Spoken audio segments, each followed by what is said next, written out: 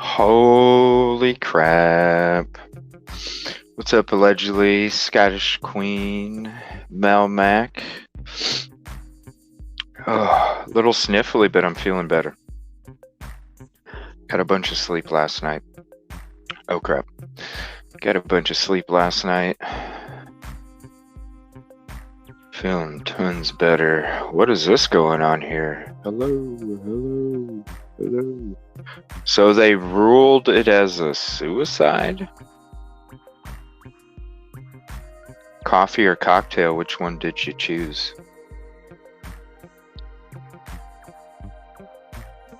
Yeah, that's crazy. And that's a good point, Scottish Queen. Finally released it as a news. Wow.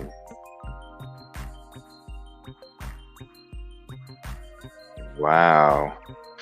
I'm always on time. What are you talking about? If I'm not, I'm only 5 minutes behind. That is crazy, Mel Mac. No roaring applause sound. That's crazy. Yeah, I'm a little better. I'm getting there. Oh. I will. I got a couple other things I'm going to start off with, and then I'll venture into that. Let me see here. So I apologize if I sniffle through this. I think I'm pretty much on the downswing. I feel a lot better today. That's a crazy case about a crazy crime chick earlier.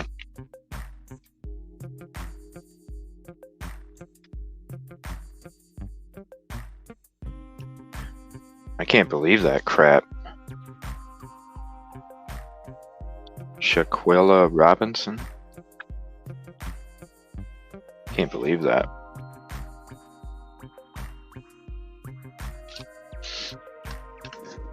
I'll probably get into the Debbie Collier stuff in a little bit, because really all there is to talk about is the cause of death. Not much. I'd like to talk about this Shaquilla Robinson, some more of that U of I.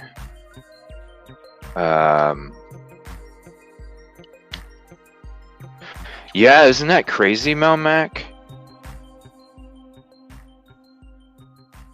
That's crazy. Like, I didn't even know it, and I seen that she popped on, and I was like, I haven't listened to her for a while, so because it was the same Utah stuff, or Idaho, I mean.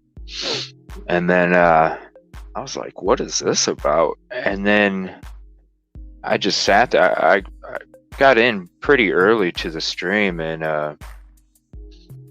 wow, that is crazy. And I feel bad.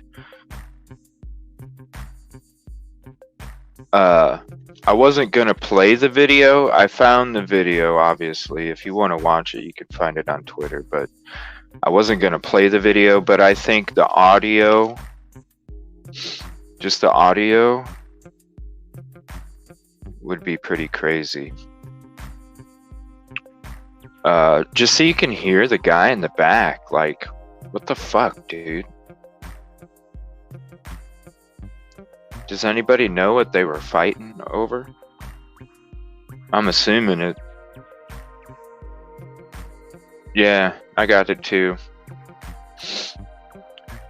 I didn't save it though. I'm not worried about saving it because I'm never going to play it on my stream. If I do anything, I'll just play the audio just so you can hear the fucking dude on there. It's like, geez, but yeah, it was a very disturbing video. Yeah. When did this happen? I didn't catch that in her stream. And you know what? I did want to, excuse me. I did want to, if somebody isn't following her, I wanted to throw this up there because she is a good watch. And I'm gonna go ahead and throw up. See, we'll get. Motherfuck. Well, I mean, you can go to Twitter. It's uncensored, unblurred. You try and find it on YouTube. It's just a bunch of people from other countries. I don't know. Not even playing the video, honestly. I think I went through like 15 of them, and I'm like, all right, I'm just going to go to Twitter. As soon as I typed it in Twitter, it popped right up. The audio, though. It's like, geez. Ooh.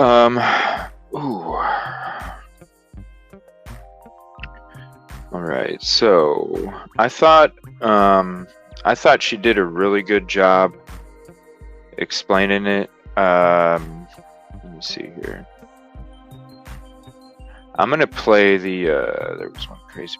There was one.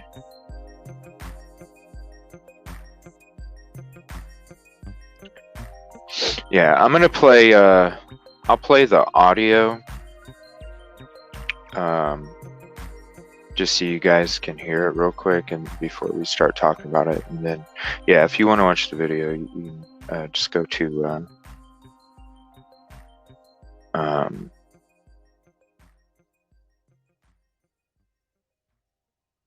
To Twitter, trying to see.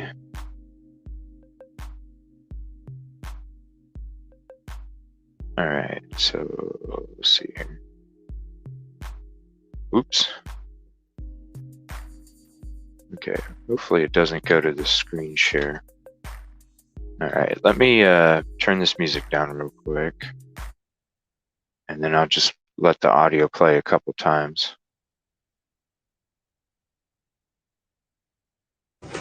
Quilla, can you at least fight back? No. At least something.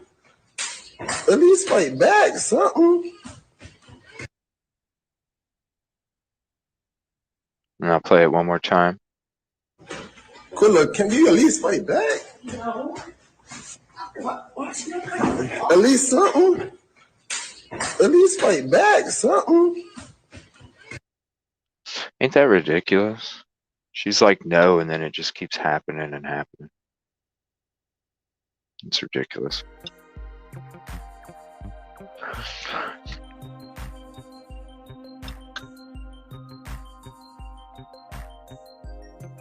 All right, and I wanted to show you guys something I did today. I got all my folders separated. Yay!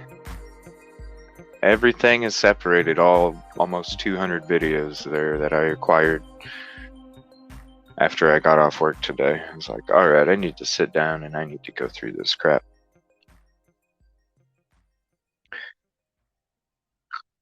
So let me see here. Oh, why did I save that twice? And it's kind of funny, this Candace Star thing popped up on my frickin'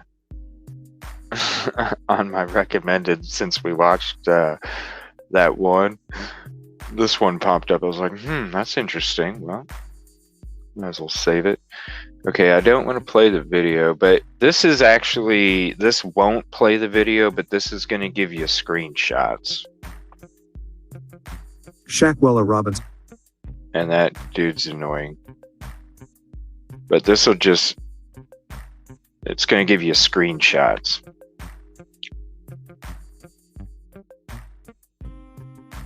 Basically started hitting her and just kept hitting her, twirled her around there, got her on the ground and just kept hitting her and hitting her and hitting her. Now, from what I understand, the type of injuries that took place are at the towards the top of the spine. And yeah, this is just speculation, but I think that's pretty consistent with that video of what happened. Plus, the friends telling the mom different stories. The mom is being told that she passed away from alcohol poisoning, but the autopsy reported that it was broken spine and fractured spine, broken neck. And then the Mexican authorities are saying that they pretty much are sticking with their story. So they're trying to get support to try and get some kind of attorney or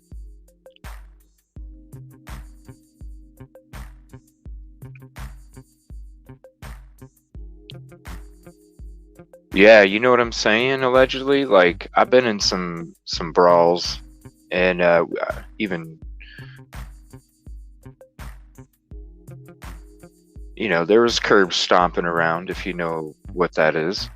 And yeah, I've never been around or with or involved with any of that kind of injury taking place, and I've been around some shit. Just saying. But that is yeah, man. Now I'm hearing, well, here's the thing, I'm hearing that the individual, I don't want to put the name out there, but I'm hearing that the individual possibly was a male before. But I'm sure that'll come out by tomorrow, if that's true or not, or hell, it might even come out by tonight. But yeah, definitely, if you're not following Crazy Crime Chick, or if you're on replay and you're watching this, definitely give her a follow, because she does great content as well. And if I'm not mistaken, I think she even gave other content creators permission to use that video in order to get the message out. If I'm not mistaken, I don't I don't know if I heard it right. I thought about playing her version of it, and I might wait until the end of the show because I think a lot of you have already seen her show already. And then I've watched it, but for the people on replay, I think I'll just go ahead and put that towards the end of the show. It's about 30 some minutes long. And I'll just go ahead and put that at the end of the show. Or you could just go to her page and watch the video after you're done with this episode. Well, if that's the case, he or she, yeah. I know, it's got me wondering if it, like with her being naked, it's got me thinking like the dude, like he got, you know, this is speculation in my opinion, but I almost felt like she and the dude was messing around. The dude is involved with the other person. That's why the girl's naked. He's recording it because it's like, ooh, two girls fighting over me. And then, you know, all of a sudden, dressed females coming in, and they, at the beginning of the video, you see them standing there like there's got to be video before that because it's almost like they were discussing something, and then it was like, okay, then, or something like that, and then all of a sudden, boom, boom, boom, boom, boom, boom, boom, boom, boom. So I'm wondering if, and it's just speculation, of course the facts are going to come out in the future, but to me it just appears like maybe he was putting her in a position she maybe didn't know about or something, because if you're going to do that, then why would you do that when, I don't know. It just, I don't know.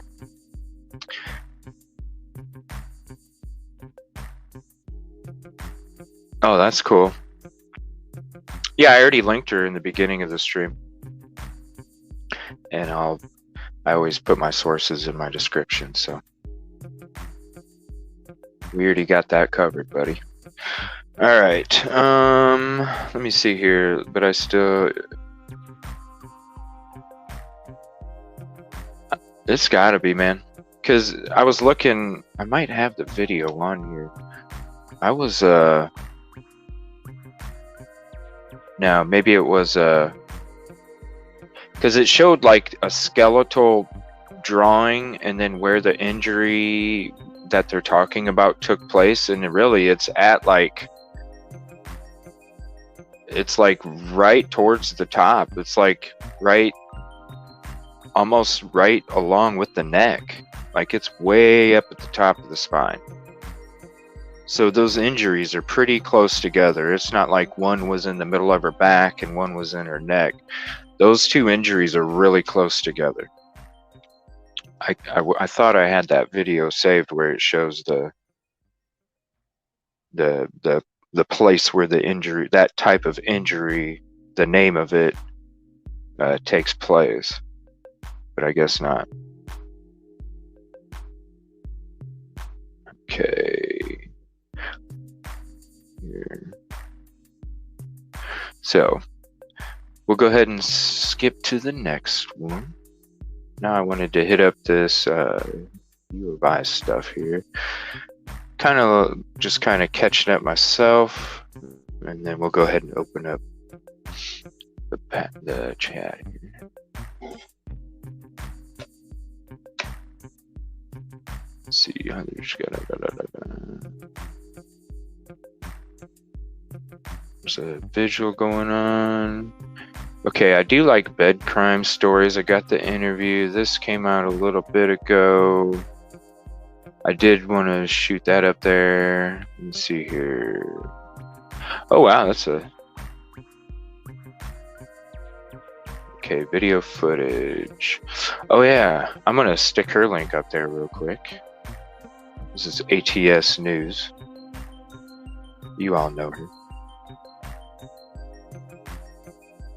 I'm glad she put this up there for us.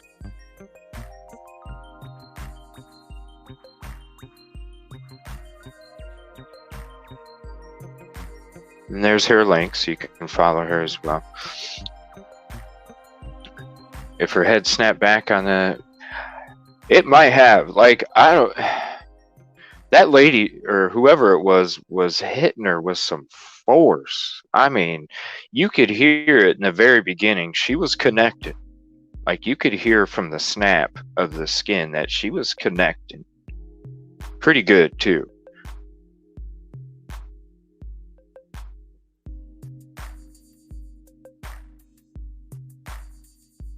Oh my gosh, we're freaking. I'm getting a call during a stream again. What is going on?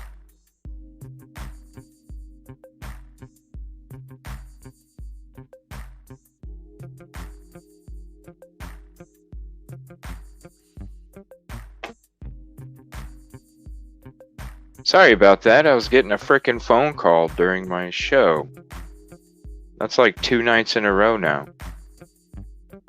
And then it didn't even show me who was calling. Okay, phone. Yeah, I like bed crime stories. It's good watch. Hey, what's up? We're all mad here. Thanks for the awesome comment on the post there. And yeah, that is a good point.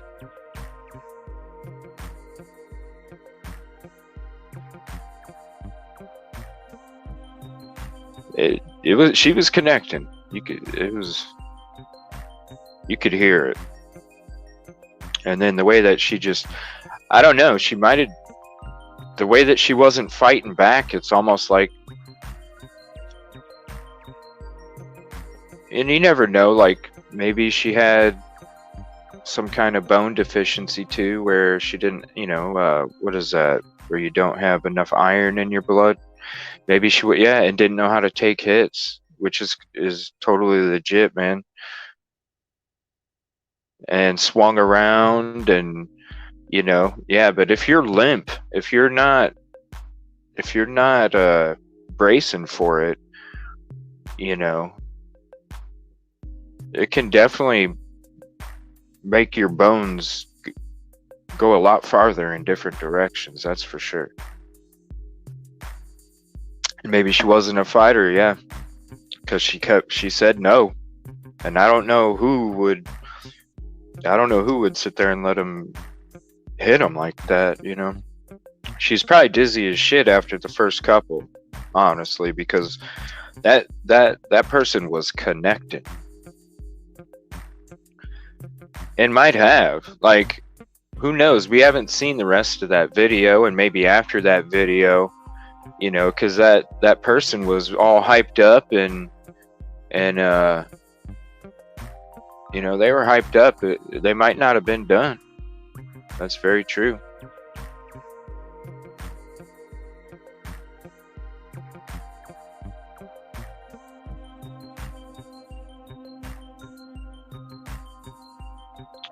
Oh, thank you. I appreciate that. That's so nice of you. And thanks for coming in. This is the University of Idaho 4. This is the food truck. And it's kind of interesting. Okay, there's that guy right there. Now, I heard they were on Twitch, too. They were streaming on Twitch. Is that why she was holding up her phone and all that? Is that why she was on her phone the whole time? Because I know when I was at work today and everybody was talking about how she was busy on her phone like crazy. Is that maybe is she was the one who was twitching? Now, it's kind of hard to see this hoodie guy, but this hoodie guy is strange. Yeah, this just happened last weekend. This is footage from a food truck shortly before the crime took place. And let me see here.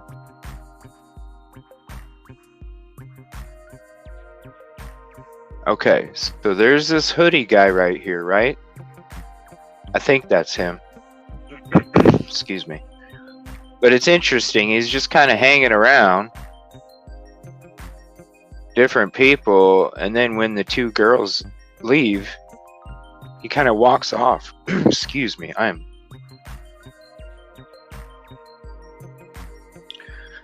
so sorry. I promise I'm getting better. I think it's all coming out of me now. Man, I swear this is like got to be one of the worst flus I've ever had. I think she is trying to ignore the dude by being on her phone. I heard somebody was twitching. I don't know who it is yet. Holy crap, is this? Yeah, yeah, the four of them. There was 4 college students. Hey, Sky Z, how you doing? That's a cool picture. Thanks for hopping in.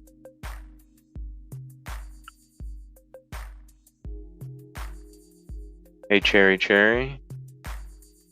Holy crap, Scottish Queen. I spent 15 years in a violent marriage and never once hit back. Right? The food truck is on Twitch. Ah, so that I heard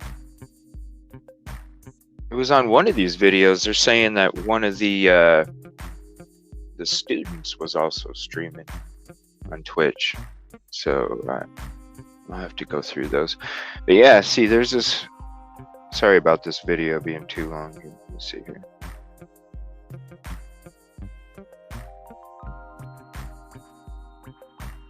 Okay, so we'll just go ahead and we'll fast forward a little bit. Nope.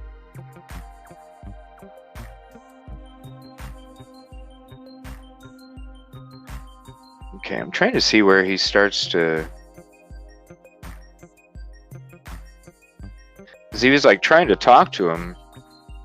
Ain't that right, allegedly? Wasn't he trying to talk to him? Oh, shit. So now these are the 2 girls.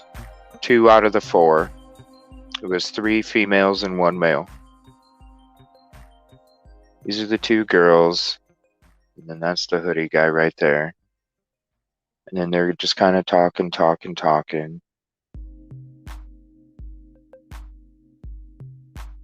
Alright. And then watch this. The dude's standing there the whole time, right? Chopping it up with people.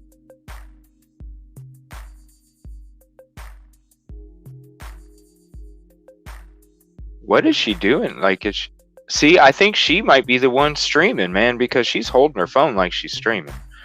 But she looks intoxicated too. Now this guy, he's like, oh, they left. And now look, he didn't even get food or nothing. He just walks off.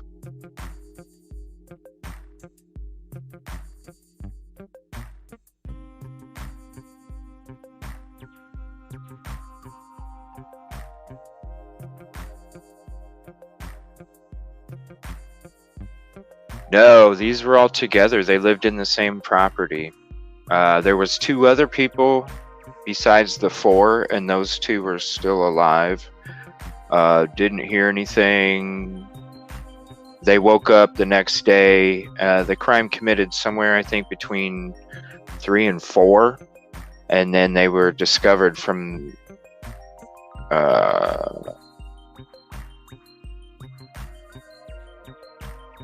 who were they discovered? From the 2 friends, right? 4 found together, unknown assailant. Yes. They don't know who it is yet.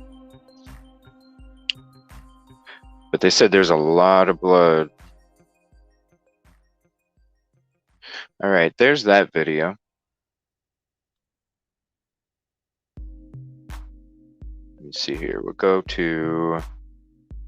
let's see here. Go to this. Inside Edition. Whoops. It's brutally murdered with a knife like this one. It's called a Rambo knife. It's got a 7-inch long blade. You can see part of the steel blade is serrated. Detectives have been going to sporting good and other stores in the area to ask if they sold a brand like this made by K-Bar. The actual murder weapon has not been found, and police are searching dumpsters, hoping to find it. The mystery deepened when police revealed the shocking information that 2 other roommates were inside the house when the 4 students were slaughtered. Published reports identified the roommates as Dylan Mortensen and Bethany Funk, both 21. Have they lawyered up? Are they concerned about being questioned? Are they cooperative? It's my understanding that they're fully cooperative with investigators. The local police chief says cops weren't called until 9 hours after the murders. You have surviving witnesses to an incident at 3 or 4 in the morning, and the 911 call didn't come until noon. I don't think I ever said that they were witnesses. I said they were there. So, you know, we don't know why that call came in at noon and not in the middle of the night. Well, I'm not going to go into what they shared that night. This is the house where the murders took place. There's a keypad lock on the front door, but friends say many people knew the code. Around the back of the house is a sliding door, which may have been unlocked. The house is large, 6 bedrooms and 3 bathrooms. Police aren't saying where in the house the 4 bodies were found. In a day of fast-paced developments, the manager of a food truck popular with students says he remembers victims Kaylee Gonsalves and Madison Mogan ordering food at 1:30 a.m. Sunday. That's only about 2 hours before they were murdered. He also noticed a man who appeared to be watching them, as seen in this video. Seems like a guy arrived similar. Wow. Yeah, he was totally watching him. So what, you think that's the guy they met or something? I think they'd be trying to avoid him if they already met him. Or do you think it was somebody different, allegedly?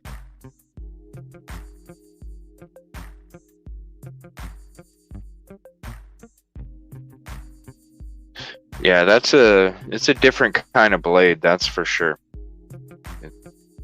And they have not found that either. Or the clothing. They do. It seems like he almost looks exactly at the camera and then puts a hat on, pulls his hood up, and then starts moving off to the side. Yeah, or you can even go to knife shows. Seems interested in them and then leaves around the same time that they leave. Police have not named any suspects, but are walking back their controversial claim that there is no threat to you can buy a knife without filling anything out at a knife We shop. cannot say that there's no threat to the community. And as we have stated, please stay vigilant. Report any suspicious activity. You can get all sorts of knives at Be a aware knife of your shop. surroundings at all times. A handful of students held a vigil at the campus gates last night.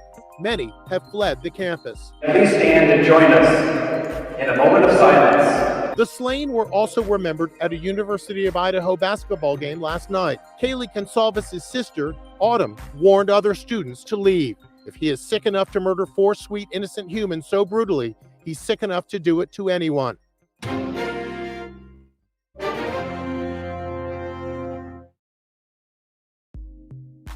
Can you This first is an just tell me? interesting video. Let me see. Whoa. Come on, I'm trying to go back to my thing here. What the hell?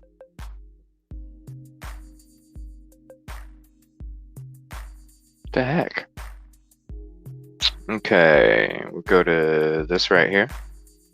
Campus. The corner In the days that states. followed, the community was left reeling and looking for answers. And police answered some of those questions we saw right here live during the news at 4 during a news conference yesterday, but there are still so many unknown factors. In the meantime, students and people in the area say they haven't felt safe. So today, we continue to hear from people on and near the campus. And News Channel 7's Abby Davis Buddy. is live in Moscow. Thank you, buddy. Saw you, I'll be Abby, at opening up top the of panel hour. here. So And you sort of. had some updates there for us, right? I was gonna have because this is since everybody's able to watch all these streams during the day and stuff, and I have to kind of half listen while I'm working and stuff. Thank you for that too. I didn't have enough time to make me a logo for my screen. It was going to be called CJ's Daily Catch-Up, and I was going to have a catch-up bottle with CJ and Daily written on it, but I didn't have enough time to get it together. But tomorrow it'll be my daily catch-up before we tap in. The Moscow Police Department just released the Latah County's coroner's official report ruling the cause of death a homicide, murder, and the manner of death a stabbing. So I think they believe that there are 30 multiple minutes. people, Now, police but say they don't have a suspect or a suspects in. they also did it at nighttime, so they're thinking that it was during their sleep, and they went right for, parts of the body that you're not able to make noise. Yes, I agree too. I mean, but at the same time, I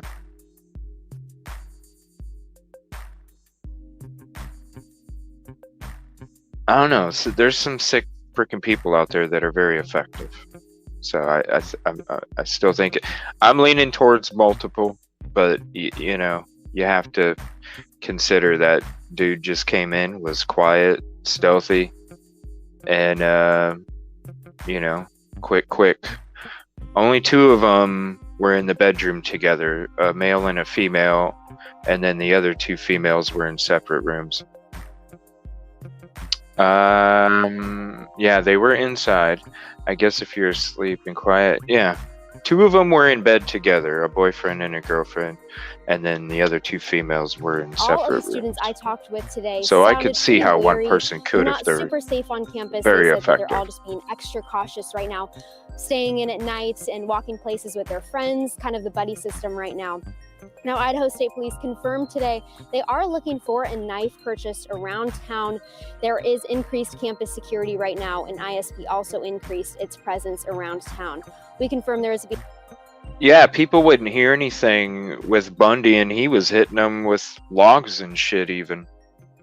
Like the dude, he was hitting them with all sorts of stuff that would make noise, and these people weren't making noise. So you definitely could... Yeah, it could be. Yeah, it's reported that it happened while they were asleep. Behavioral analysis unit of the FBI helping with the case. They're helping create profiles of unknown offenders, offering investigative suggestions and strategies. And here's what we know. Officers responded to a 911 call about an unconscious person Sunday at noon. When they got to the house on King Road near U of I's campus, they found the 4 students dead. Moscow Police Chief James I know, Fry man. also He was said using 2 crazy roommates were shit. home when it happened, but didn't go so far as to Like call tire irons witnesses. and all sorts He of says they stuff. were not hurt. Logs. The murders happened sometime early Sunday morning. Yeah. Fry did not say why it I'm took a deep so sleeper long for someone myself. to call 911 rather. And he also wouldn't clarify who made the call specifically.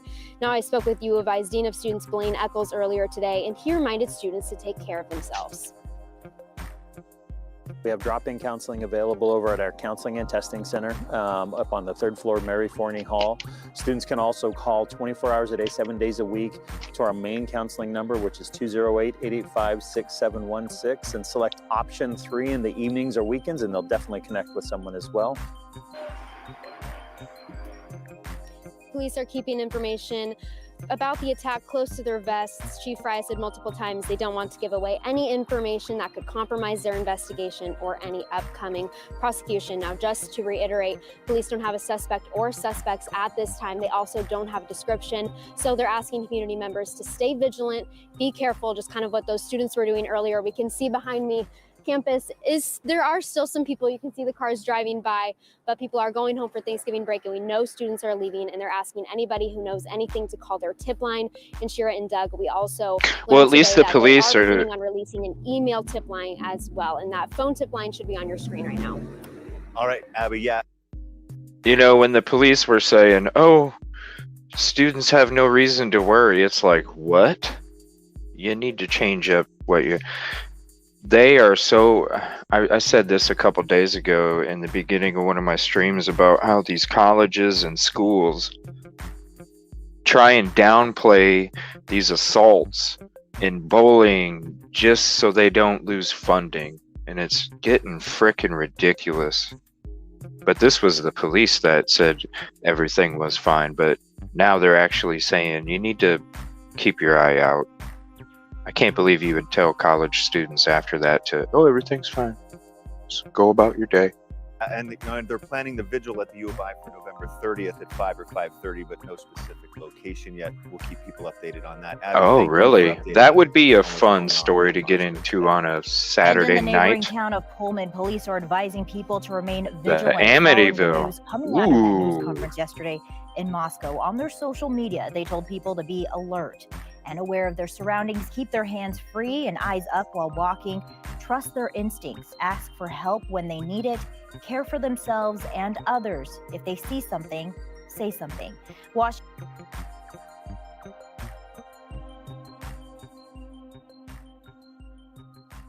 I'm going to go back to that and let it sit there for a second so the information is up just in case. That would be a cool story to get into, Scottish Queen. I was even thinking about, since I was I got more Artemis rocket moon mission stuff. I was even thinking about one of the topics could be, is the moon landing real or fake?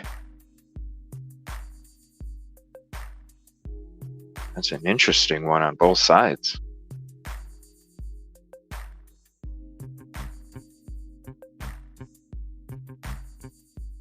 Look at my folders. I'm so organized now with my videos. Okay, let's go to some bed crime stories real quick, and then I'll open up the panel here.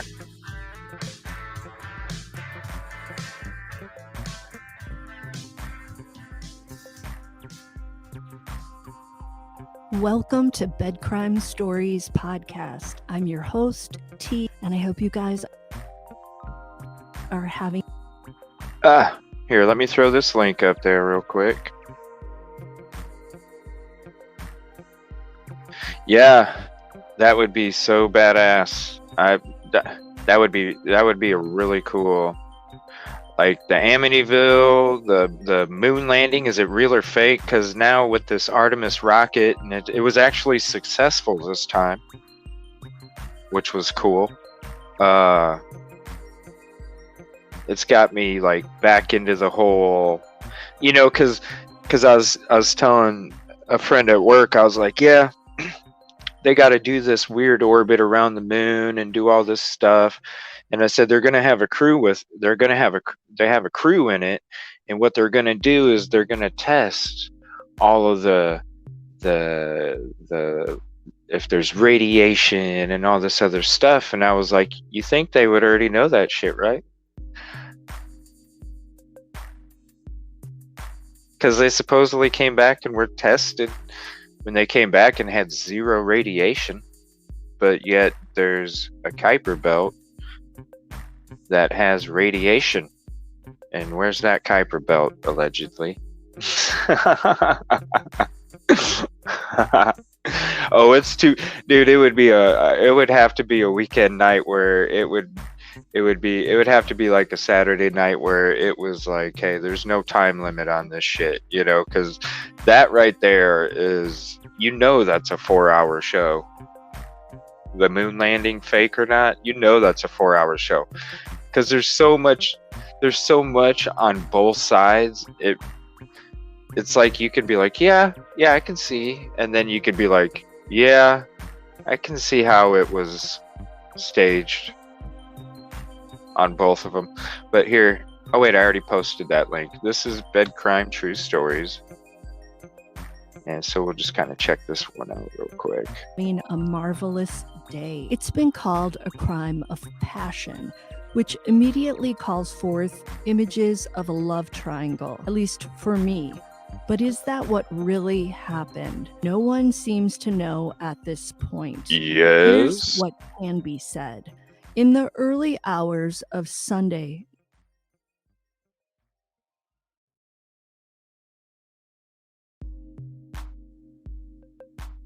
Oh, they faked it, huh?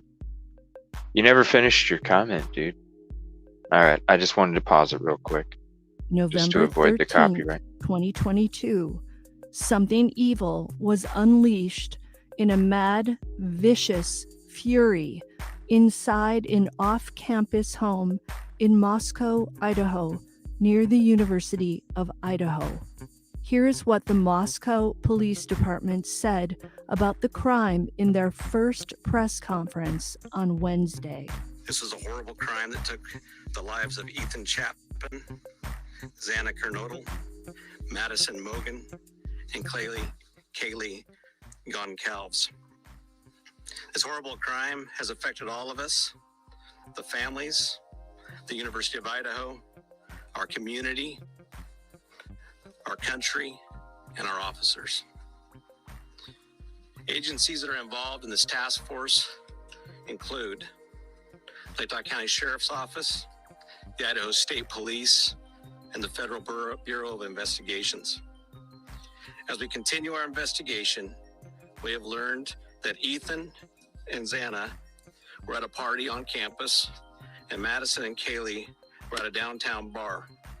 They arrived home sometime after 1:45. If anyone in our community or across our nation has any information about these times or the victim's whereabouts, please call our tip line at 208-883-7180. The facts of the case that we know right now. We know that these homicides occurred in the early morning hours of Sunday, November 13th. Around noon, Moscow officers received a call of an unconscious person. Officers discovered the bodies of Ethan Chapin, Xana Kernodle, Madison Mogan, and Kaylee Goncalves inside the residence on King Road. The four were stabbed with a knife, but no weapon has been located at this time. There was no sign of forced entry into the residence. Investigators are continuing to collect evidence at the scene. Investigators are working to develop a timeline to relevant events. Autopsies are taking place today on all the victims so we can continue to gather evidence and solve the crime. Investigators are working to follow up on all leads and to identify a person of interest. 4 vibrant students, 21-year-old Madison Mogan, 21-year-old Kaylee Goncalves, 20-year-old Xana Kernodle, and 20-year-old Ethan Chapin were cut down in what had to have been a surprise attack. How else to explain 4 young people in the prime of their lives being done in all at the same time? Were they asleep when this occurred? Could there have been more than one perpetrator? We don't yet know. Note that while an edged weapon is believed to have been used, it has yet to be found, and whoever committed this crime is also yet to be found. The 3 females, Madison, Kaylee, and Xana, shared the off-campus house. One male who was among the dead, Ethan Chapin, was Xana's boyfriend, and the 2 of them had been to a party on campus earlier on Saturday night. According to Ethan's mother, Sarah Chapin, Ethan did not live at the house, but was sleeping over that night with his girlfriend, Xana. Hours earlier on Saturday, Kaylee had posted a photo of herself with Madison, Xana, and Ethan with the caption, "One lucky girl to be surrounded by these people every day." The caption was accompanied by a heart emoji. Aw, So we know that's so for sad. sure that the 4 students were all friends, and this crime was not perpetrated by any one of them. Best friends since childhood, Madison Mogan and Kaylee Goncalves did everything together. And so it was that they were out Saturday night having some weekend fun at a downtown bar. On the way home, the 2 blonde besties stopped off at a food truck and ordered some pasta carbonara. The truck's Twitch livestream feed picked up Madison and Kaylee at around 1:41 a.m. ordering their food and then standing nearby in the chilly night air for roughly 10 minutes as the order. Okay, there's the Twitch stream. That is weird that a food truck streams on Twitch. I don't understand that. I mean, how many local people are going to be hopping on Twitch to see if you're streaming your food truck? I don't understand that. Was prepared. That footage would be the last time the 2 young ladies would be captured alive. What we see in the video footage are 2 happy young women. Kaylee looks perhaps a little tipsy, Madison a little less so. The only alarming part of the video is a young man wearing a hoodie under a jacket who seems to show up at the food truck around the same time as Madison and Kaylee. What's up, He Kel? hovers behind them, but Madison and Kaylee barely give him the time of day. And when the young women depart with their pasta, he too leaves, but in an opposite direction. The police are now asking for anyone who can identify this guy to come forward. Whether he's involved in the crime remains to be seen. The attack had to have occurred sometime after, say, 1:50 a.m. when Madison and Kaylee arrived I've never home, seen. I'm on Twitch and a lot, and I've before never seen 4 a food a.m. truck. I'm just saying. According to the police, the 4 students died I don't know. sometime Maybe between it's because 3 I'm a.m. looking for and 4 games. a.m. Former I'm not one of FBI those dudes agent on just and chatting. ABC News contributor Brad Garrett said this, and I quote, "You really are going to have to do a complete detail of the party that was prior to whatever was going on between 3 and 4 o'clock at the victim's house. Who followed them home? Who has been taking whom? Who have had issues with people? The perpetrator didn't all of a sudden show up at this house. He knew this house." End quote. And here are the two WTF moments, at least for me, in this crime. First, it turns out that there were 2 other roommates in the home at the time of the crime, and they were not hurt. Second, no one dialed 911 until noon on Sunday, many hours after this rampage. And whoever called the police only told the dispatch operator that there was an unconscious person at the house requiring attention. When the officers arrived at the address, they found the front door open, expecting to step inside and maybe find just an unconscious student who perhaps had too much to drink. The officers instead discovered 4 deceased students in what had to have been one of the most upsetting crime scenes ever. The crime was so brutal that the red stuff that flows through all of our veins was actually seen leaking from the house and dripping down an exterior wall. I'm sorry to be so graphic, but that's the reality of this crime. I'm trying to wrap my brain around how 2 other roommates could be in the house when this attack occurred and neither of them be injured. Also, why didn't one of them dial 911 much earlier? Are you Did they serious? not Are hear you the being attack serious about going that? down? Surely there had to be some screams. At first, I I thought don't know. maybe I'd those fall 2 asleep roommates probably. were involved, but that is not what the police are saying at this point. Perhaps they too had been out drinking and were completely out of it when the crime went down. Yeah, they Who were all knows? drinking, The I 2 thought. roommates were still at the house when the police arrived post the 911 call on Sunday. According to the police, there was no evidence of forced entry. Oh, Chief wow. of the Moscow Police Department said, and I quote, I'm just. "We're not 100% sure That's the crazy, door was Scottish unlocked. Queen. There was no Good damage thing to anything, nothing and the happened. door was Wow. still open when we got there." End quote. Former The door FBI was slightly agent open. Brad Garrett talked about the surviving roommates and said they are key to the investigation. Well, Garrett yeah, also stated they that he gotta doesn't be. think that they are suspects. He stated, and I quote, "It's a small town. The likelihood that they know who that person was in the house, I think it's reasonable." End quote. I'm also wondering how 4 people were attacked in this manner all at the same time. It may All right, I just got a notification that it's been confirmed that the 4 University of Idaho students is considered a crime of passion.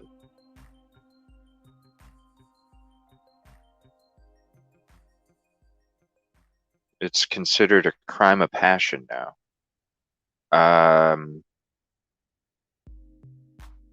That's interesting. makes me think that maybe more than one person committed the crime.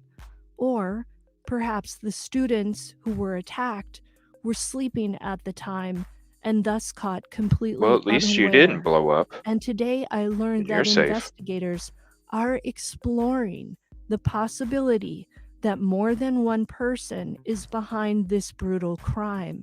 Latah County Prosecutor Bill Thompson has said, "It certainly is possible that there Yeah, may be more than it just one came across, perpetrator out let me see there." here, The Moscow 23 Police minutes ago. Department initially called the crime a targeted attack and said there was Yep, no not threat till to Monday. the public. However, police chief James Fry later declared this, and I quote, "We cannot say there's no threat to the community. And as we have stated, please stay vigilant, report any suspicious activity, and be aware," end quote. The mixed messages from the police have rankled the 24,000 or Wow, so another residents small of community. Moscow, That's a about city that hasn't 25,000 recorded a people where crime this like this crime since 2015. And fear is that has becoming a led trend new now where students it's like to around flee the 25,000 campus people and live head in the home town early and that's for where the Thanksgiving stuff's holiday. popping off? Note that autopsies were conducted on Wednesday, November 16th. Who were these four beautiful souls? Let me tell you a little bit about each one. Kaylee Goncalves was from Rathdrum, Idaho, and she was a senior majoring in general studies and a member of the Alpha Phi sorority. Her older sister, Olivia Goncalves, sent a statement to the Idaho Statesman newspaper on behalf of her family Yeah, it's about and that of 2,800, I Madison think. Logan. The statement reads, and I quote, "They were smart, they were vigilant, they were careful, and this all still happened. No one is in custody, and that means no one is safe. Yes, we are all Yeah, heartbroken." nobody is safe. End I'm quote. glad they changed Madison their Logan was from notice Coeur about that. d'Alene, Idaho, and was a senior majoring in marketing. She was also a member of the Pi Beta Phi sorority. 20-year-old Ethan Chapin was one of three triplets. Ethan's parents learned of their son's death from his two siblings who were also enrolled at the University of Idaho. According to Ethan's mother, Stacy Chapin, Ethan lit up every room he walked into and was kind, loyal, a loving son, brother, cousin, and friend, end quote. As you can imagine, Ethan's siblings are having a very difficult time. I'm glad she kind said of their went into mother, each "We're person just too. trying to That's nice of her process to it. do It's that. not a call that It's you a good think watch. that you're going to have to speak with the funeral home directors and the Definitely swing FBI up to that and link and have it follow hit the her if you're not national following her news," already. end quote. Ethan's father, Jim Chapin, issued a statement on Wednesday, November 16th, calling on the police to release more information about the crime. He said, and I quote, "There is a lack of information from the University of Idaho and the local police, which only fuels false rumors and innuendo in the press and social media," end quote. Ethan's girlfriend, Xana Kernodle, was from Avondale, Arizona. And like Madison Mogan, Xana was majoring in marketing. Wow, from and Arizona, was a but member of the everybody else Pi was like, Beta Phi Phantom, sorority. what's up? Her older sister, Cheers. Jasmine, describes her as funny, positive, and loved by everyone who met her. She was so lighthearted and always lifted up a room.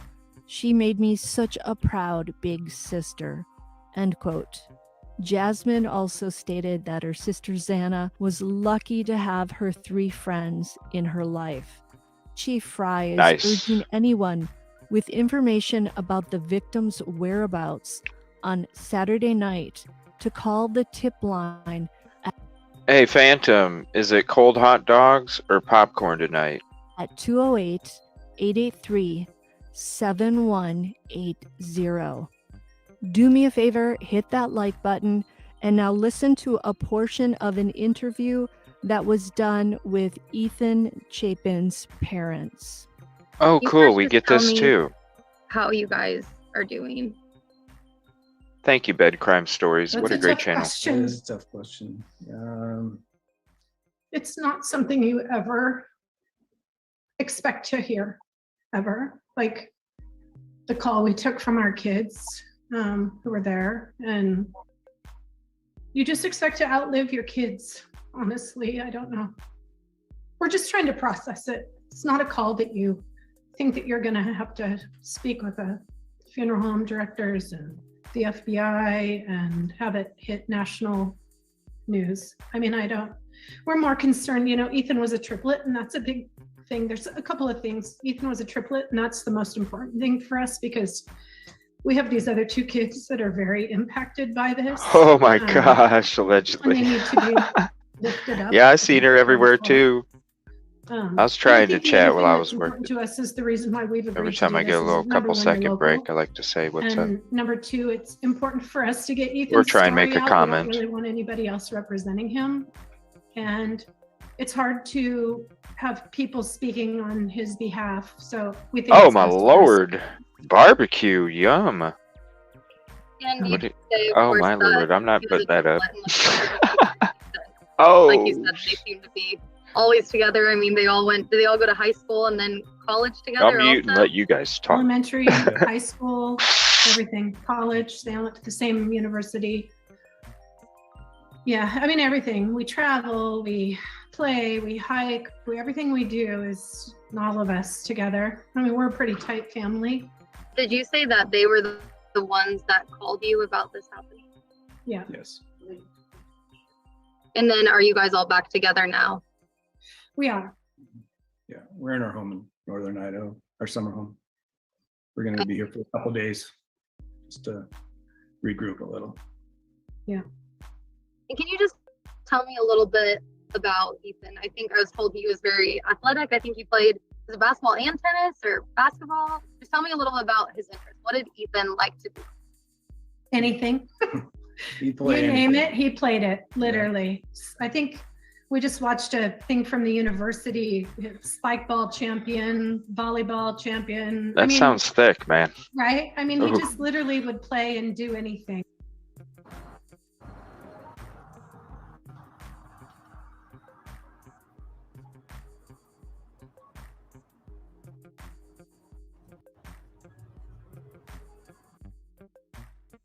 That's it for that. I'm going to go ahead and open up the panel here. Somebody wants to talk about Debbie Collier. And if anybody wants to join, you're more than welcome.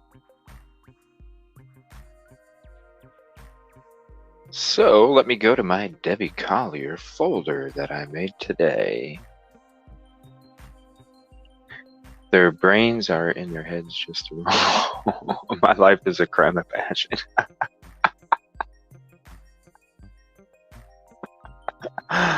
Oh my gosh. You guys in the chat, you guys are crazy. You guys were all over YouTube. I was like, Jesus, like, damn, they're everywhere. No wonder they know so much shit by the time I get in. That's why I had to do a CJ's fucking daily catch up. I'm like, shit. Oh, fuck. What's up, man?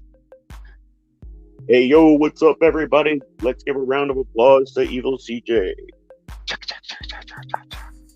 Still some fake shit. Dude, you guys Anybody are else is bringing up more than welcome to cans of join too. worms. Huh? You Cans guys of are bringing worms. up cans of worms. You don't want me to go. Dude, I had a discussion about the moon landing while at work. Yeah. You guys know where I work. Like I've mentioned it before. I work for the New York State of Health. I work in Obamacare. So, you know, the Affordable Care Act that was put in place. Yeah. That's what I do. I work in the appeals unit for court hearings. So, somebody had brought it up, and I was like, I have one video for you, and then I sent them the link on the Orion video that was sent to schools, and they were like, wait a minute, that's not real. And I'm like, yeah, it's from NASA. They sent it to all grade schools, and they're like, no way. Because in it, they specifically state the Orion capsule will be the first capsule to leave the atmosphere and enter the Van Allen radiation belt to collect data so that we can hopefully go into space in the future. And that was in like 2010 or something.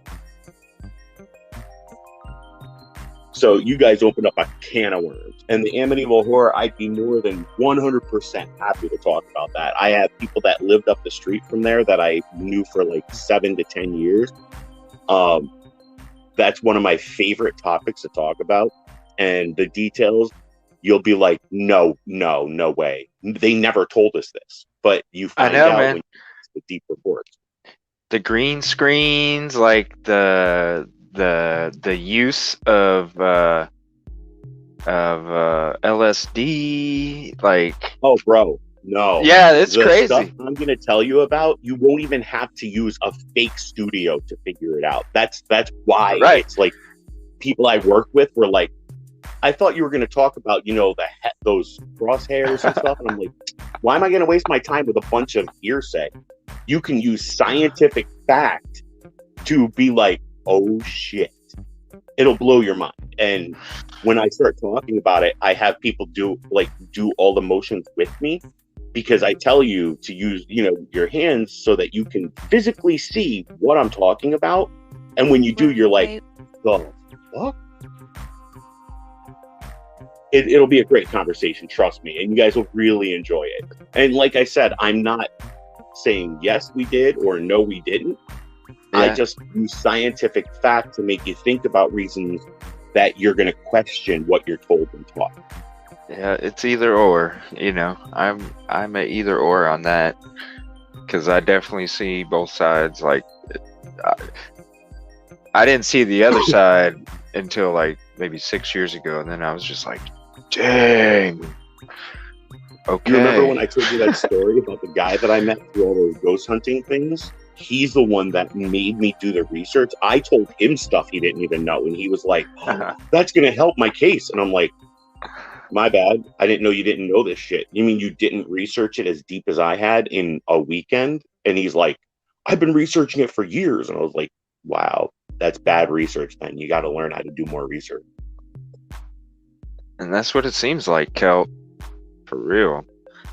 I'm so glad you're feeling better, bro. Thank you. I appreciate it. Yeah, like, I was still feeling kind of crappy at work today, but then after I got home and I just kind of kept moving, and then I don't know, I just took a nice long hot shower, and I had it on my face forever, and I was just trying to get whatever's in my head to just start draining. Yeah, I'm feeling not 100%, but I'm probably like 80. So we're getting there. By this weekend, I should be. Dude, I think it's this flu. Whatever this bad flu. You know what? I want to play this real quick because it came across my thing. And I wanted to see exactly. Oh, wait, that's not it. I made so many damn folders now. That was the Artemis 1 Orion spacecraft images from outer space that we were just watching a second ago. That's what they launched yesterday or the day before. They're going to do a little flight path around the moon. Yeah, this is. I'm scared about what's going to happen this season because I don't think this we've was ever horrible. seen a coalition of multiple viruses kind of manifesting in this way before. Experts telling you. hypothesize that COVID precautions led to much lower rates of flu-like illnesses compared to before the pandemic. But now that many Americans have abandoned preventative COVID measures, more people than before COVID are getting sick. One of those flu-like illnesses My is state the was opposite pretty of high COVID there. in that young children are most at risk. RSV. You know, that's what I was telling somebody at work today. I was like, dude, I swear, like, I feel like I've been like, because like the first week, I literally was like, I don't feel right, but I wasn't sick. I just didn't feel right. And then I've been so damn sick, and it's gone on for so long, starting since Saturday morning, that I really like, that's when I woke up feeling like total, complete bus hit me sick. And I even told a coworker today, I was like, damn, it's almost like it's another freaking COVID, dude, because the last time I felt weird for like a few days, like I don't feel right, but I'm not sick. And then all of a sudden, boom! It almost feels like that. Yeah, dude. Like, so it is. I hate to say it, but viruses, they're fickle, man. You could catch something that's a weak ass virus, but your body reacts to it like it's a really powerful virus. So everybody's a little different. It's crazy, man. Like my immune system is banging, bro. Like I barely ever get sick. And like for me to get this sick, I'm just like, damn, that's what it's got me thinking. Yeah, I've been drinking a lot of water, Kelt. Thank you. I drank a whole bottle, big tall bottle and a half last night. Woke up this morning, chugged 3 bottles throughout the morning, had some coffee, and then when I got home from work, I chugged a huge tall bottle of freezing cold water. It was good. Each time we get COVID, it's building up. Yeah. Yeah, and it was weird because I'm glad I got my flu shot, because normally I don't get that, but man, I'm afraid if I wouldn't have got that flu shot, I'd be twice as bad. Is a respiratory virus that especially causes lower respiratory tract infection and pneumonia. Both my girls ended up getting RSV in late September. Yeah, it and I was really shocked because that's issues extremely big early time. for you to see RSV in the season. It's usually something that shows up later. It is an Migraines. illness that primarily impacts children. Although this year, ironically, Bone we're seeing it in aches. adults, which we never did before. People always need to remember. Oh that wow, flu I'm sorry to hear and RSV that. people It triggered. And Oh my gosh, I'm so sorry to hear that. It triggered diabetes. Wow. I'm so sorry to hear that.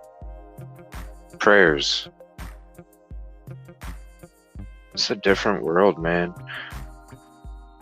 Because somebody wanted to make a freaking virus to see Well, if dude, it they could make go for. viruses all the time. You know what I mean? Like the swine flu. When the swine flu hit, you remember what happened? They shut down the Mexico airport. Then the United States forced them to release one jet with all the American passengers. Those passengers landed, and then they all got on different flights and traveled everywhere else. And then it was 6 months later, a 9-month-old child died from it. There was an outrage and an uproar, and the CDC and WHO, the World Health Organization, both said, we found ground zero, we created a vaccine, and this was all like within a month, like a 3-week period. And we're administering it to everybody if you came in contact or were in these states. And you're like, wait a minute. So you guys never went to Mexico, but you found ground zero and you're saying it's in Mexico on a farm out in the middle of nowhere? That makes no sense. How did you find ground zero? You didn't even go there, but you have a cure. H1N1, all of them. Like, and they all have things in common. So all these flus and stuff, they have common ancestry. And it's sad because you start thinking COVID was, first they said COVID was because Chinese people eat bats. They eat bat heads. And then they were like, oh, we retract that. It was actually in a research facility. And then they said, oh, and then we found out this darn scientist did it. We didn't know anything about it, even though we funded them. So yeah, it's not our fault, but we're going to create a vaccine. Yeah, no.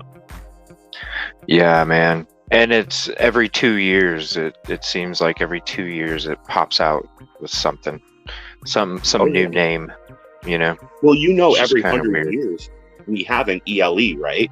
Extinction level event of a virus. Like every 100 years, something comes up that kills off a bulk of humankind. So COVID wasn't a surprise. It was about that time. Yeah, I think I got something like that, man. I don't think it's not a normal flu. Oh, it's the flu. It's no big deal. People die of the flu all the time. But it's not just respiratory illnesses that are spreading rapidly. Monkeypox, now a national public health emergency. It's not just noise. We are having more diseases create illness. We'll never know if these were around before but not being reported, but there's definitely more diseases out there that are threats to different aspects of society in the US and globally. If President Biden declared the pandemic is over in September, why does it still seem like everyone is getting sick? And what can we do about it? We've been hearing a lot about the rise in re-emerging infectious diseases in the news, and it's not just respiratory illnesses like COVID or RSV. One of the more prevalent re-emerging illnesses in the US is monkeypox. Reemerge really means that is a disease that previously was in epidemic form or in widespread form in some fashion, became latent for a while. This most recent outbreak of monkeypox was first reported in the US in May 2022. It spreads through close contact with an infected person or animal. Monkeypox was first discovered in humans in 1970 in the Democratic Republic of Congo. It was first detected in the US in 2003. Humans can spread viruses to each other through contact, through secretions and touching your eyes and getting it into a mucosal service, from breathing it in, from just being around it and getting into your system in some way, some breach, some open cut, etc. In the same way it spreads from animals to humans. Re-emerging infectious diseases have been a consistent problem over the past 2 decades, even before COVID. Some shifts in lifestyle have made humans more vulnerable to these sorts of communicable diseases. One factor may be that there are more people living in cities now. The UN projects that nearly 70% of the world population will live in urban areas by the year 2050. Industrialization is certainly a cause of the spread of this disease. And think about where this spread. New York City was the initial American epicenter. Milan was the European epicenter. These are areas where it's not just population density, so you're living in multiple generational families and multiple people in the same household, 5 to 10 people in some of these households. And the more people that spread there, and then they all have their own contacts, they can spread to other people. On top of that, the major cities are also international hubs for travelers, which can lead to higher risk. There's also the notion, and I don't know if it applies to 2020, but this notion of globalization and just kind of travel and being able to be in lots of different places, and everyone able to be in lots of different places. Yeah, that time's over. It's been over since 2020s when you couldn't go to frickin' Burger King. Yeah, I just wanted to see that real quick. So what's up with Debbie Collier, man? Why are they saying self-inflicted? They're saying it's self-inflicted, bro. Yeah, what's up with that? Well, here's the one thing I want to point out to everybody, and I've been saying this since the beginning because everybody's like, why aren't they in jail? Why didn't they arrest somebody? Police get one shot for an arrest for murder. You bring somebody to court for murder and you don't have enough evidence, like prime example, Barry Morphew, they in turn have to let you go. Now, Barry is on a special case where they let him go with prejudice, where they could call him back if they get more evidence. But you just can't randomly do that when you don't have enough evidence. So, like Debbie Collier, there wasn't much evidence whatsoever. Now, in today's modern society, if we were planning a murder, you, like I and whoever my partners were, would say, all right, we're going to leave our phones in one location. That's where we're going to be. We're not touching anything else, or we're going to go buy burner phone.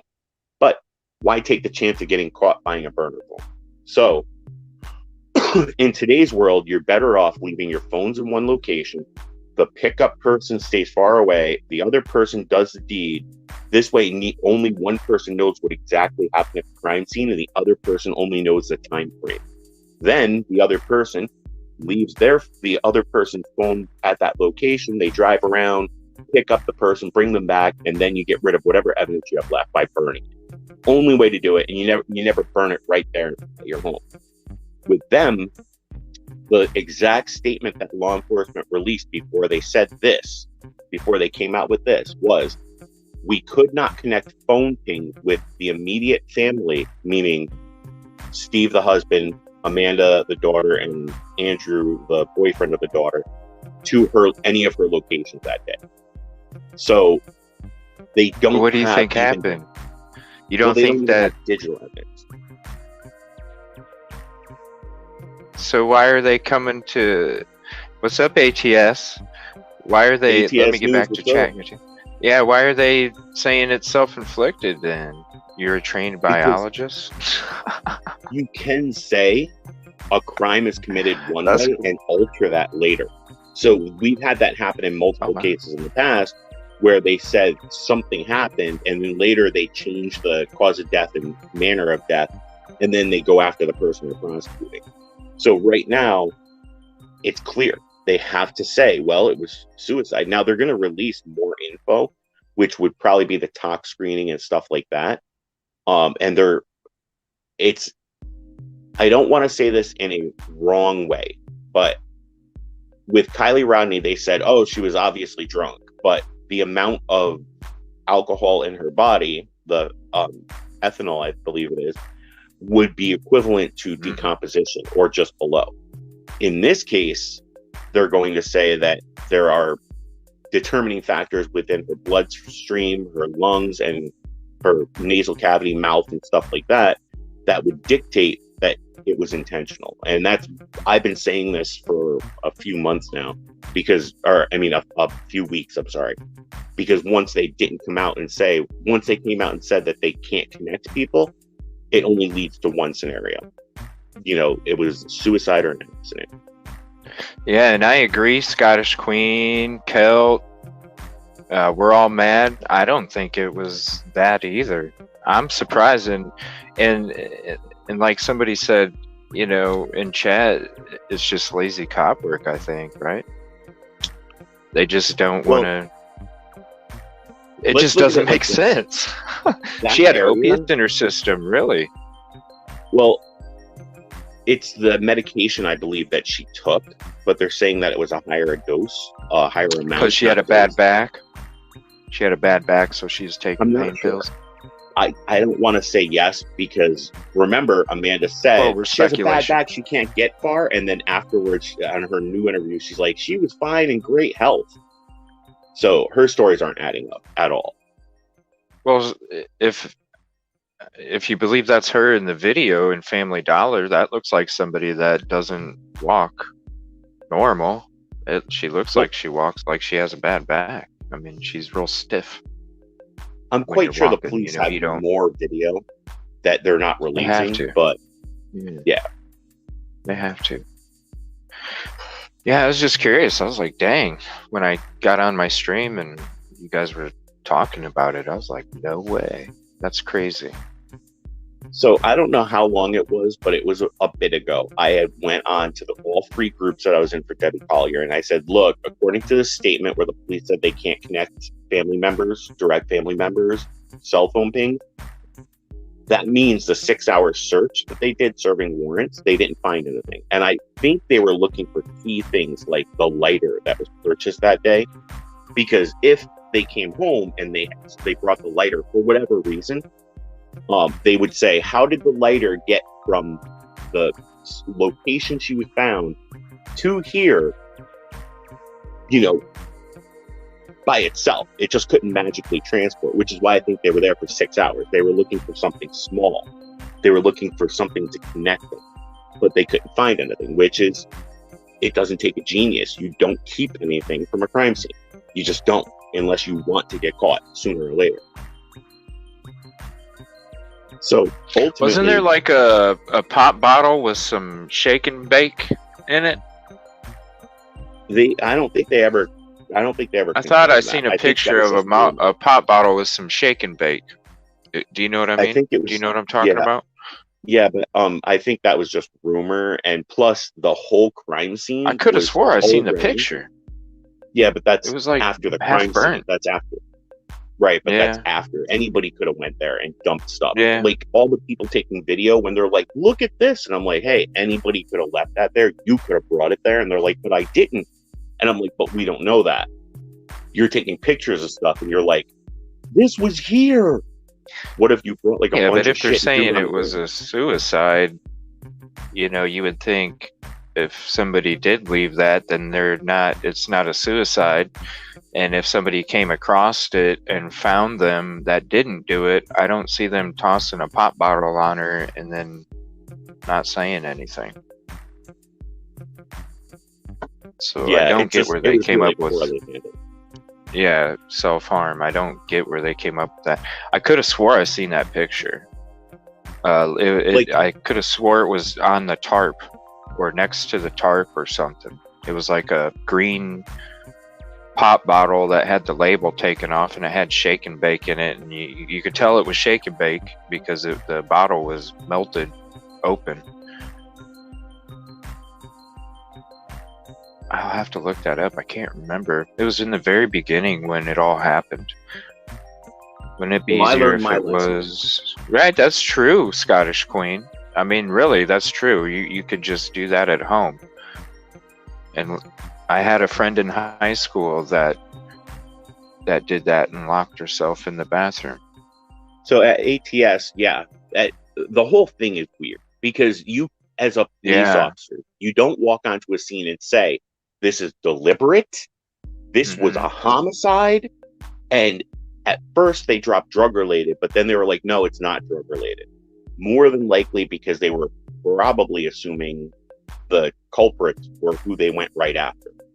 And it would only take a quick check to go, oh, these two? Yeah, guess what they have a history of? I think that they put that out there to see if they would shake and try to run, or they would try to go somewhere. But yeah, they didn't even backtrack on homicide for the longest time. So when you're a police officer and you say, I'm a well-decorated cop and I know what I'm talking about, and this was deliberate and it was a homicide, going back on that, I would have released a statement to the paper and not live press conference either. If I were them, I would never do a live. I would just tell, if I did, I'd say, we're going to read this paragraph and then we're closing it out, no questions, and then walk away. Because there's no way you can come back from this as a cop. So did this self-harm? Is this just from the police, or is this from the medical examiner's ruling? Well, the thing we learned about self-harm? The thing we learned about Kylie Rodney's case, the cop who was in charge of it, they're there, and because they're the ones that are the direct coroner, they give their input.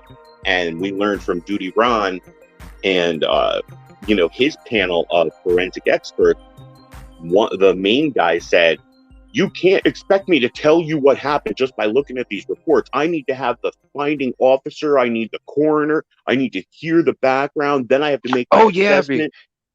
Because it said yes, whether it was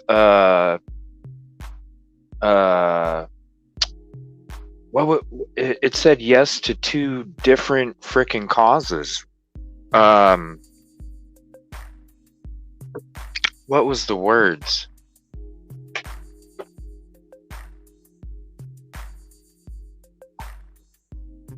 Oh my gosh, somebody, that's what the medical examiner said. Yeah. But on the report, they answered yes, but it said either or, and they put yes in the category. Gosh, what is that category? Because it's two ends of the spectrum, but they just put yes. Yeah, I don't have. So you're not filing a false report, right? I don't have faith in. I don't mean this in a negative way. I don't have faith in bumpkin police at all, because they openly say this when they start a case. This never happens in this area. We never have to investigate crimes like this. And when you refuse FBI help right from the get-go, there's a problem.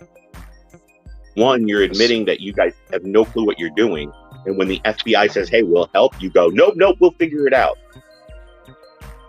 You have them come in. That's crazy, Kelt. Thanks for that information. Wow. That answers it right there. Yeah, that you being laughed at and all that other stuff. Yeah, I was going to say that I saw it came out, but yeah, so the medical examiner did report it as self-involved, and those are the reasons. See, here's the problem with that. Hydrocodone intoxication. What? Yeah, think about that. It can't be self-harm. It couldn't be self-inflicted. It would be an accident then. Hey, Kip Kitty, and thank you. I don't believe. Yeah, nobody does. Nobody does. Hey, Kip Kitty. Nobody does. But like I was saying, yeah, you know what I mean? Yeah, exactly. We're all mad here. A while back. Thank you again for joining tonight. Yeah, I went into those groups and I said, I have to accept and submit that they're going to say this was either an accident or suicide. So I was prepared for it. Yeah, that's crazy. See, that's one case I didn't really watch too much about today. It was more about the UFI and that crazy crime chick stream. Wow, that was crazy. That was a really good stream. News, did you notice that, like, throughout the entire case, Amanda never mentioned anything about her mom giving away her worldly possessions until the live interview she did?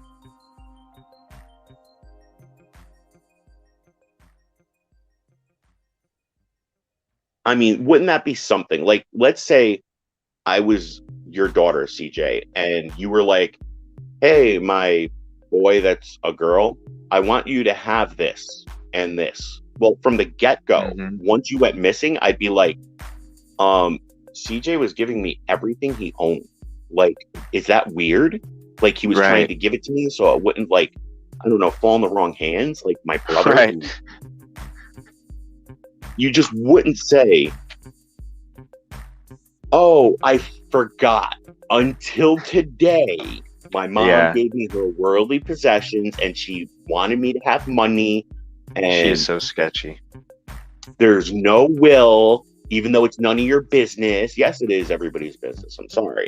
Because your mom died. And if you don't want the world to know, then there's something weird. Yeah, I thought the daughter was weird from the very first interview. I'm like, this chick is on something, and she ain't acting right. So ATS News, that information. So in the last presser that they did, the cop was asked by the news reporter saying, wasn't Amanda there that day? And he goes, no, that was confusion. And what happened was this. Exactly, ATS. She went there. The mother was there. And I think it was confused because we mentioned that she talked to her mother that afternoon on the phone. And then the other guy interrupted and goes, wait, can I answer? And he's like, the diagnostics of pictures have pixels. And I'm not answering your question. I'm trying to tell you the only job I had because that's how unimportant I am. That guy didn't even answer the question. He just went on a tangent. We have more footage and video and pictures of her because of digital imagery in the store. Well, that's not what was asked. We asked, was Amanda there? And he never answered the question. It just ended. But he did say, we know that she talked to her that afternoon on the phone. And then Amanda in the interview says, I didn't talk to her. Nobody saw her that on Friday. And then she says, and then she cut my hair and she didn't even say I love you or goodbye Friday night. Wait, did you just say nobody saw her Friday? And then when they said, so you talked to your mom that afternoon, right? And she goes, no, I didn't talk to my mom at all that day. But when it got to be 5 o'clock, I got worried because, we message all day and stuff. Wait, what? So sketch. So damn sketch. From the get-go. I mean, ATS News knows this, and so does the C.D.T and Crazy Crime Chick. I went from Kylie Rodney, like super deep into Kylie Rodney, to Eliza Fletcher. Carly Armstrong and I stayed up for 5 days and 4 straight nights, like with only a couple hours sleep every night, going through everybody connected to Eliza Fletcher, everybody, and it led to a hired kill. We dived so deep into it was ridiculous. And then Debbie popped up and we switched gears because we were sure we were good on Eliza, and then the whole story came out really weird for Eliza Fletcher too. But we jumped gears to Debbie Collier. So we were in the trenches with Crazy Crime Chick, and I was on ATS News' channel, always commenting every day, every morning, C.D.T, everybody. I was just like, okay, let's get as much information relayed as possible about this, and nothing added up. There wasn't much information to go off of in the first place, man. I was watching it too. There was, I mean, right off the bat, it was weird as shit. And then you were like, oh, this ain't going to take very long. This will be easy to figure out. And then nothing. Well, once I was in those groups, I started having people reach out to me. And I know that it's factual. I know this 100% that they live right in the vicinity. I had them take the drive. I had them go all over the place. And they were getting back to me on a daily basis. And they're like, something's not adding up here. And I'm like, what? And they're like, dude, nothing that she's saying makes sense. Nothing in the news reports. And it was every day these people were telling me. Then I got my contacts. Sketch from the beginning. You could tell just from her body actions, man. If you've been on the streets in your life, you can tell just from somebody's body actions, the way they look, the way they talk, and how they're acting, their body movements that some people wouldn't pick up not being on the street. Right. You could tell she was sketch from the get-go. Like, you didn't need somebody to drive over there, man. You could see it on the video. But it wasn't only that. I had people that Thank you, where I'm at here. I appreciate it. That were part of law enforcement within the area, not in exactly Athens, not in exactly Tallulah. I'm not going to say where, but I had people that dealt with the living portion, the investigating portion, and the death portion. And every single person, every one of them said, guaranteed the FBI is going to come in here. And I even mentioned it to them. They're just like, and they talk to me every day, morning, noon, and night. I mean, I was talking to them during family dinner. Like I was on speaker and they're like, hey, what's up, Scott? And I'm like, hey. And we would have conversation upon conversation. And they're like, this just looks shady and fishy. There is nothing in here that tells me this was an accident, because I kept pushing possible accident or kidnapping. And they're like, it would have to be kidnapping because nothing makes sense otherwise. It would have to be somebody deliberately took her and brought her there. Yeah, or she that's met what I somebody thought. there for some reason. Yep, or somebody she knew was there, but then it's like, why would she be there? I always thought it was either her daughter and boyfriend from the very beginning, because you just frickin' moved there and then a couple days later your mom's passed away. Yeah, that doesn't make sense. You know what I mean? I mean, come on. It's like the case today that we were talking about Shanquella Robinson. You show up for one day and then the next day you're passed away? Like, for real? Yep. You know? And then when they're interviewing her, you could tell her she was nervous as shit. She wasn't concerned or sad. She was nervous. See, it's a bringing big that difference. up, now that you brought that case back up, I wanted to mention, because in other lives, people were talking about it, and I'm like, look, let's say... Oh, I agree with you. It's a rage killing, man. It's a rage killing. You can and tell. a bunch of friends are planning on going, and one person says, I'm not going if that bitch is going. And they're like, no. Why don't you handle it outside of the United States? This way they can't arrest you. So it went from just a possible beatdown scenario where they were just going to hurt her really bad to an accidental death. And they were like, what do we do?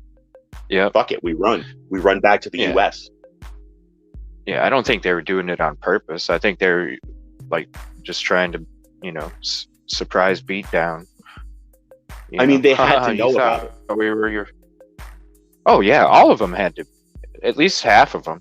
Maybe the other half didn't, because it was a large group. But at least a couple had to. At least the dude recording it. I mean, come on.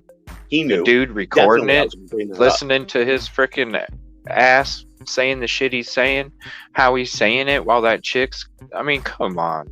He was already recording it. He was already talking shit. He was already laughing because he knew it was happening. And the other people that were there had to have known she was going to get jumped. Yeah. So more than likely, and this, when I think rage attack, this is the normal stuff. Like, you slept with my man, or you hooked up with my man, or you met up secretly with my man, or you're sharing stuff that you shouldn't be with my man. It's definitely a possibility. But I don't think it was drug related. That could totally be a it could totally be a possibility. I could see a group of 7 people. I mean, come on. We're all sexual creatures, man. Not everybody is faithful. Not everybody is faithful right next to the person that they're supposed to be faithful with. Totally a possibility. And in my opinion, anyway. When I see the assailant, the person fighting, like attacking her, I don't see an attractive girl. I see a girl who gets a guy, and a guy cheats on her, and she takes it out on the girl instead of the guy. She'll be like, I hate you, boo, but I'm going to go beat that girl up.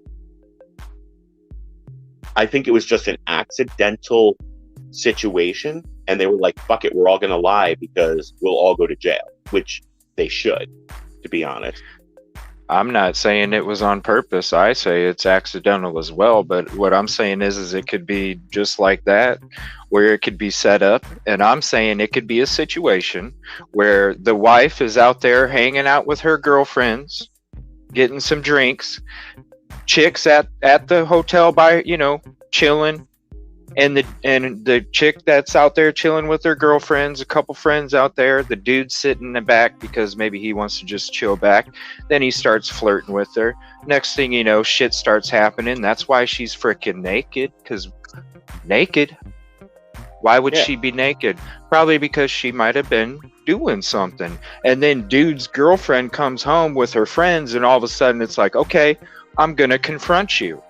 And then accidentally she passes away.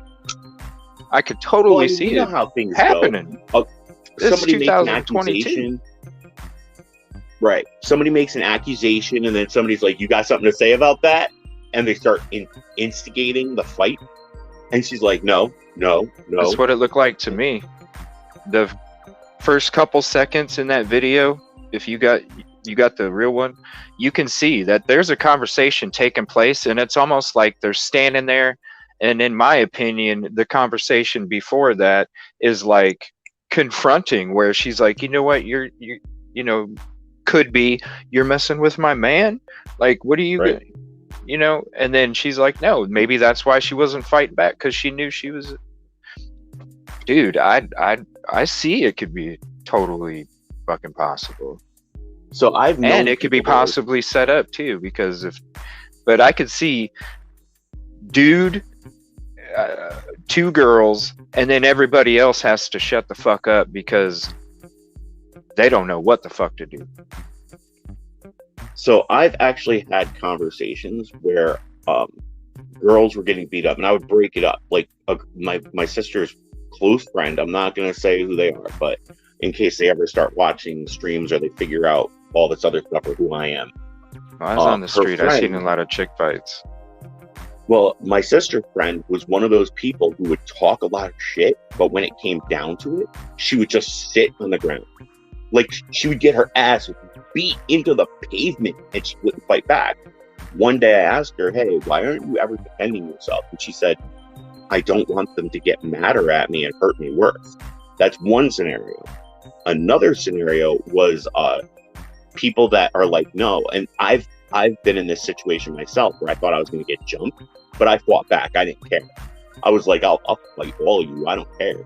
But she was like, I couldn't fight her because if I did and I hit her, her friends would jump me from behind, grab my hair, throw me down. And I was like, take the chance. You got to defend yourself, because I'm not always going to be here to get in the middle of this shit. But there are reasons why people refuse to fight, and it's mostly fear. Maybe they don't know how to fight, and she's scared. If I punch her, what if she realizes I can't punch good and she beats the shit out of me worse? I'm an older brother of a younger sister, so I know when it comes to all of that stuff.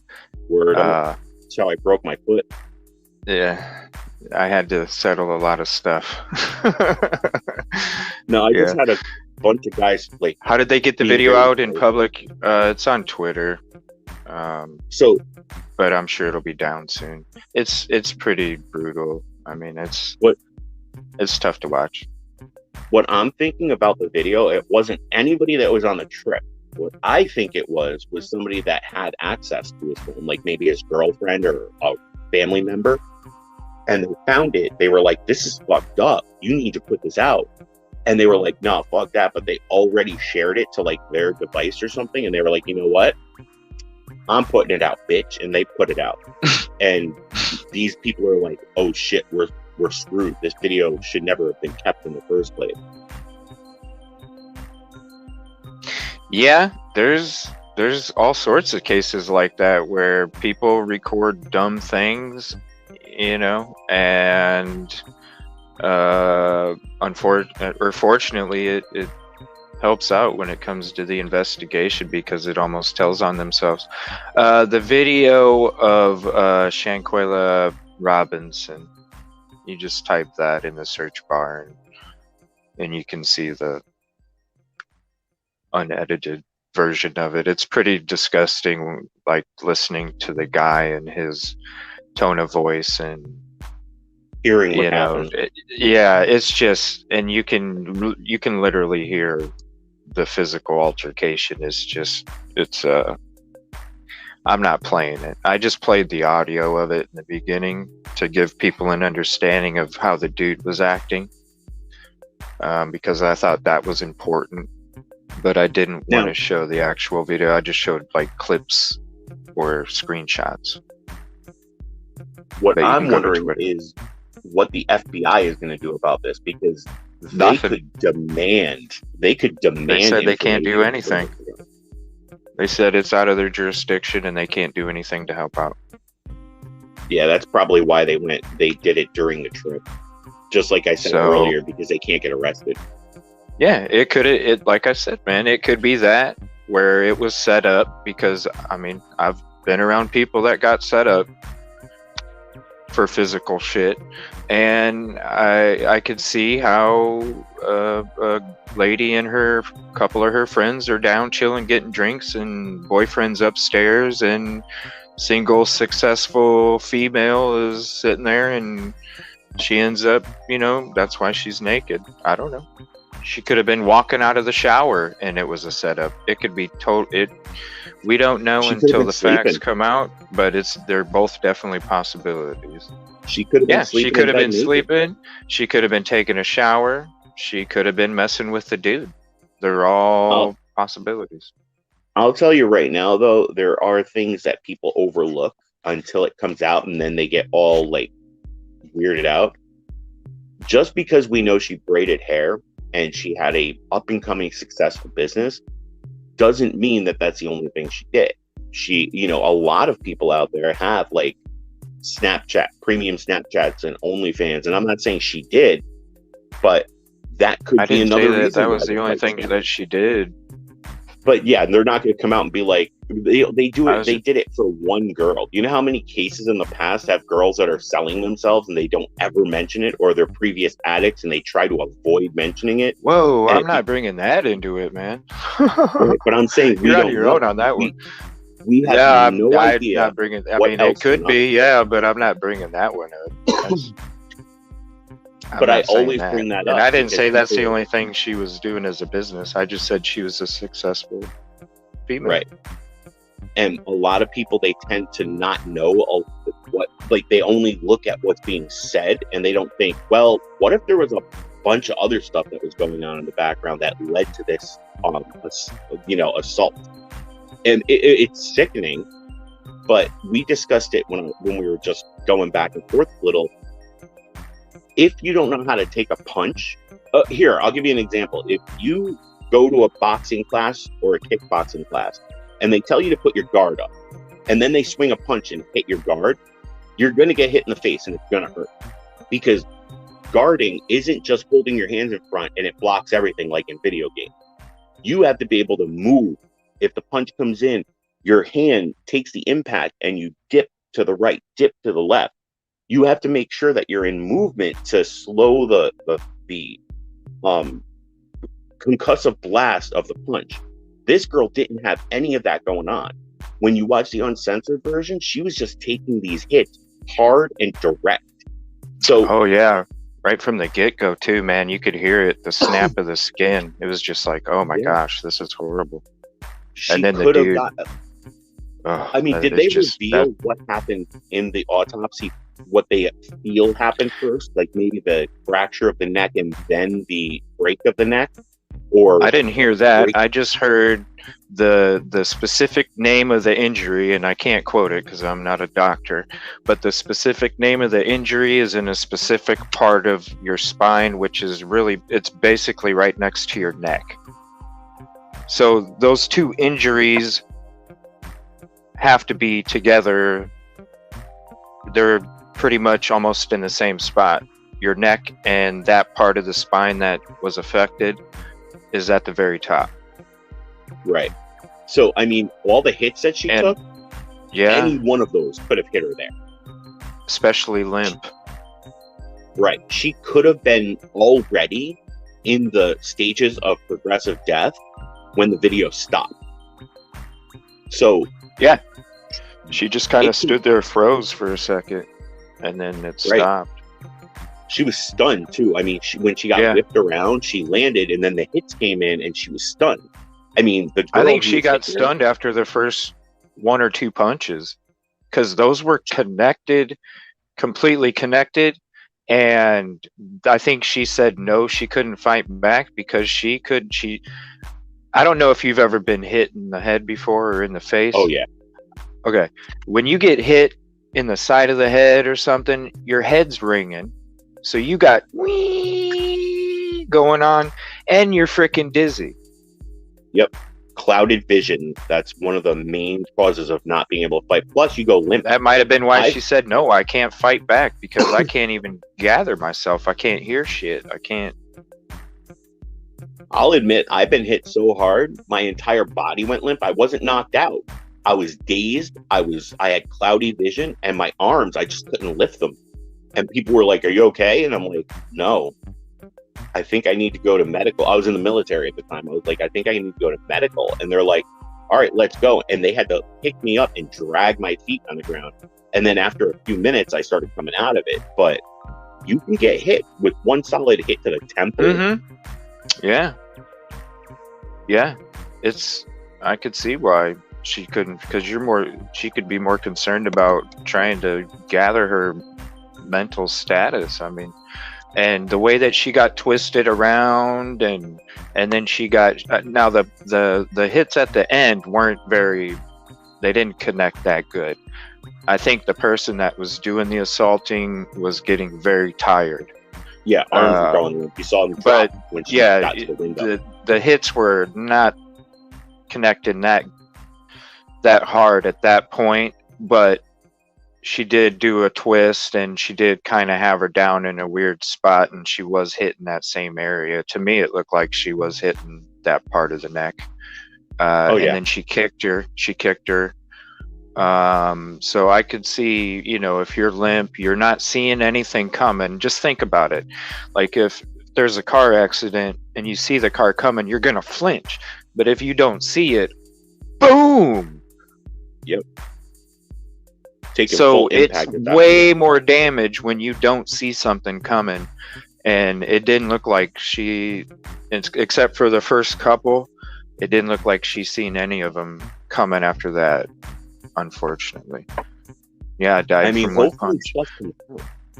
Yeah, I knew a UFC fighter or not like UFC, but a local guy that got punched and died.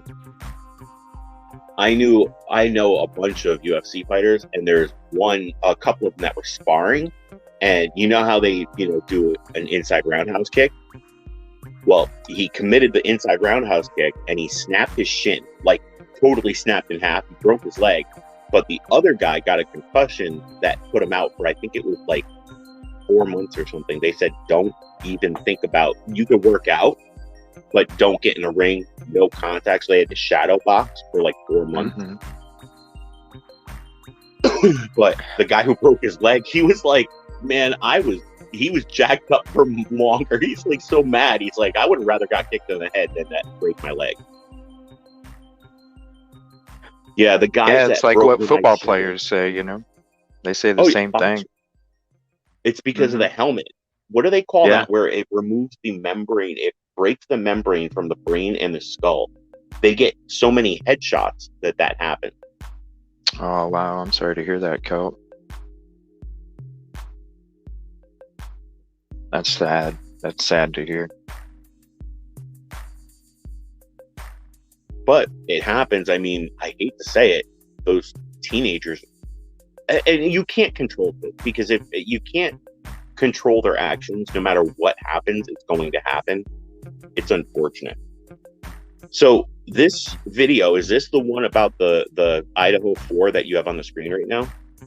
No, I just have my folders up, different topics. No, we were on Debbie Collier, so I had Debbie Collier's stuff up, but I didn't really see anything that was gonna, help out the conversation. So we just had the conversation about it, and then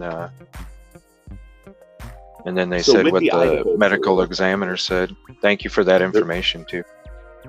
There is something I want to bring up about the Idaho 4 and that food truck video. Yeah, punch that truck they showed. Yeah.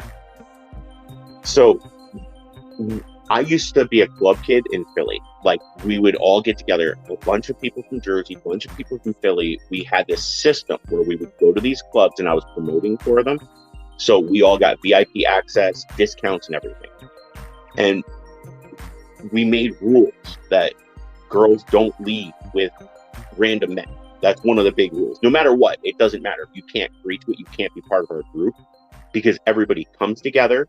We meet at a location, which was a Scottish bar, or that was down in Philly. I can't remember the name of it. That's where we would meet to pregame, because they had cheap drinks, and then we would move from bar to bar, club to club, restaurant to restaurant, etc. Hookah bar, everything. And whenever a girl would be cornered by a guy, because you don't know how many guys would walk up when they went to order, and they would corner them, we would keep a Carly. lookout. Hey, Carly. So we would all manage and make sure that the girls that came with us were safe. And the girls would always do this. They'd meet a guy online, tell him where they were going, and he would show up, because that guy would buy them drinks. So that was the wallet. That's what we'll call him, the wallet. The guy with the hoodie who pulls the hoodie up over his hat. Yeah, he's sketch. He's the so wallet. sketch. So He the is so girl that he was sketch. trying to talk to, noticed she kept looking at her phone. She might not have been messaging anybody or talking to anybody or really watching something. What she was doing was making him want to leave, because they went So out, sketch. had drinks. He's thinking, I'm going to get some tonight. She's like, sucker, you just used all your money on me, sucker. And she's sitting there on her phone ignoring him. So every time he's saying something and talking to random people, if you watch the beginning of the video, like right here, I think, watch how everybody looks at each other and they hug each other, because they like know them or know of them from other He was places. chopping it up in the beginning of it. Yeah, he was chopping it up with everybody. High fives, he wasn't. handshakes. Yeah, he was. wasn't. It was the other guy. Watch. No, watch. He started talking to people after. I'll show you. You can see him chopping it up. It was in the beginning of the stream, man. Where's it at?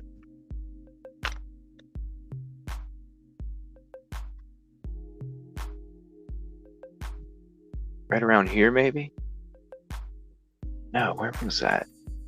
No, it wasn't that. It was this camera angle.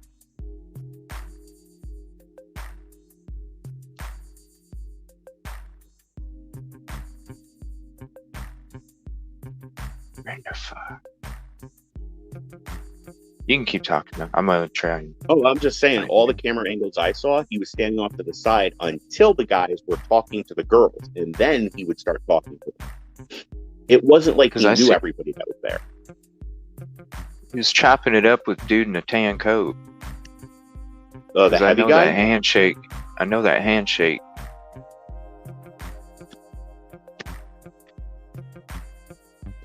Well, with that being said, he was still standing in the background, and he was only talking to the guys, and the girls were ignoring him. And every time he was trying to get their attention, the other girl was saying something to him, like, Yeah. "Stay over there, shoe fly, don't bother me." Yeah, he was Like, it definitely was- bugging them. It was obvious that they were going to ditch him. And somebody said that it's confirmed they caught an Uber and took off on him, which doesn't mean he just ran off and, said goodbye for the night. He looked like he was on a mission. He started walking, started heading left, and he went right off to the side, and campuses usually go in a big circle anyway. So I have a feeling that this guy is going to probably be something that we hear about more often than not coming up. Mm-hmm. Oh, I hope so, because, dude, he didn't even get food. Well, no, you could tell, because he didn't even get food. He just walked off as soon as they left. I mean, it was so obvious. Yeah, You're was not there only to get there food? because he was trying to get some. Right. He wasn't there to get food, because he would have waited for his food, or he would have went up and put an order in, but he didn't. He stood there the whole time. He's sitting here chilling. He stood up the whole time. And I'm quite sure there's a lot of And then when they left, he left. It's so obvious. Actually, he did a "what the fuck" with his hand. So girls do this all the time. They meet somebody, they love them, they meet him in person and go, "Oh God, this guy's a creep. I don't like him." So they start to break contact, but the guy can't take a hint, and he's like, "Yeah, I'll just follow you." And he starts following them everywhere. And as soon as the bigger guy says, "Hey, there they go, they left," he turns, puts his hand up like, "Oh, really? Really? Like, I've been waiting here in the freezing cold all this time, and you guys are going to take off on me?" And then he makes his exit.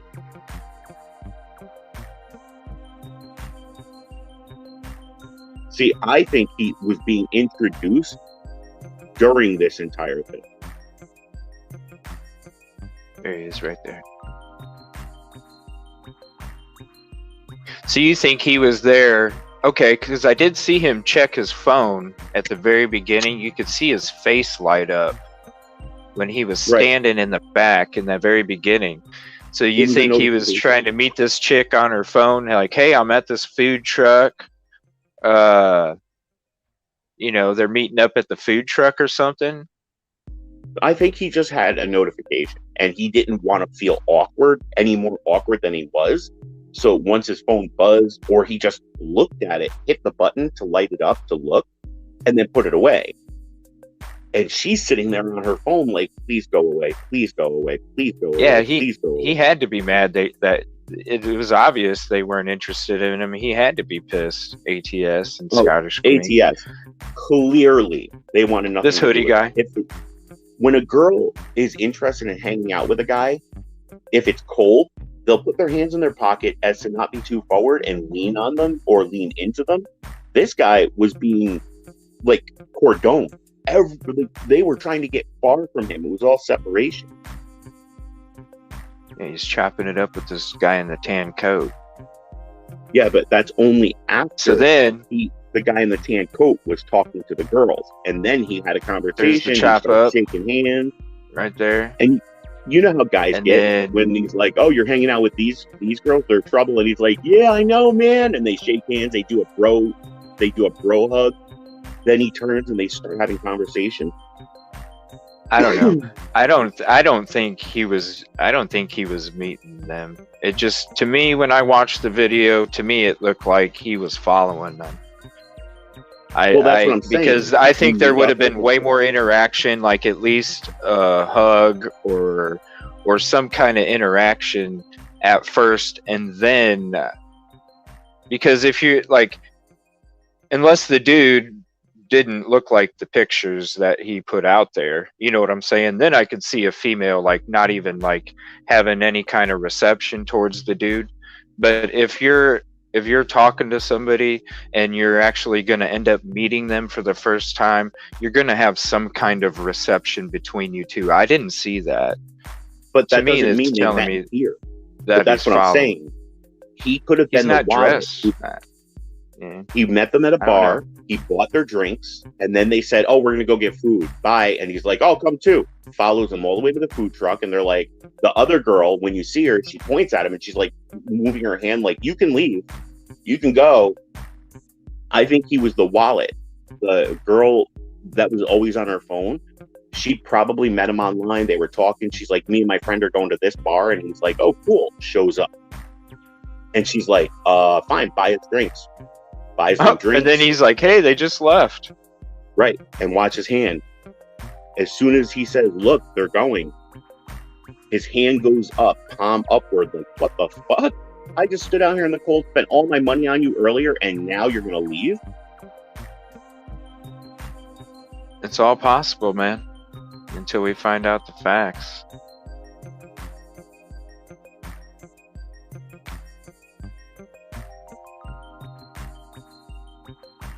See? Yep. He's like, Where "What they the go?" hell? And then he's like, What really? the hell? And then he tries to catch up to them, and then he's like, shit, they must have gotten Forget the about Uber it. that somebody said they ordered. And then he said, "Oh yeah, bitch, I know where you live. I'm just gonna follow your Snapchat, where your Snapchat location. I know where you live now." Cherry, the guy in the hoodie, that's not, this is a different case. This is the University of Idaho crime that took place. Oh my gosh, Curly. I know that feeling, Curly. Always editing, ATS, always editing. great content though, and thank you for putting this video up, because I was like, man, how am I gonna get this video? And then all of a sudden, notification. I was going to consider trying to enhance the audio as much as possible to see if I could hear what the guys were talking about, but it just sounded like mumbling. Yeah, bunch of squealing. Is it a sorority house? The one, yeah. It's, well, they were in sororities. I don't know if it's a sorority house, but I know that No, they the were house all was in off sororities. campus ATS. Yeah, the house was off campus. Yeah, I don't think they it was were a all in sorority house. sororities. They said it was a party house, but they were each in. They even named the sororities that they were in. I don't remember. Yeah, we have for a sure, bunch but of they were- those up here. They have their sorority house, and then they have a separate party house so that, you know, they don't keep getting raided at the sorority house. And there's that picture of him.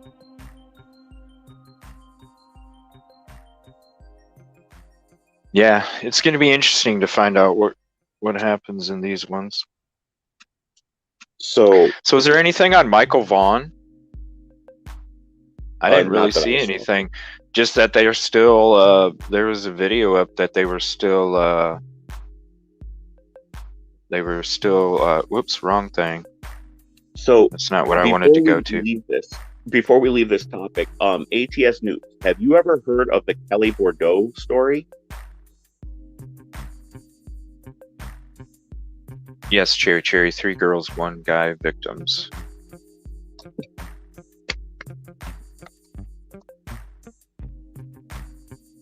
Yeah, I did that at the beginning there.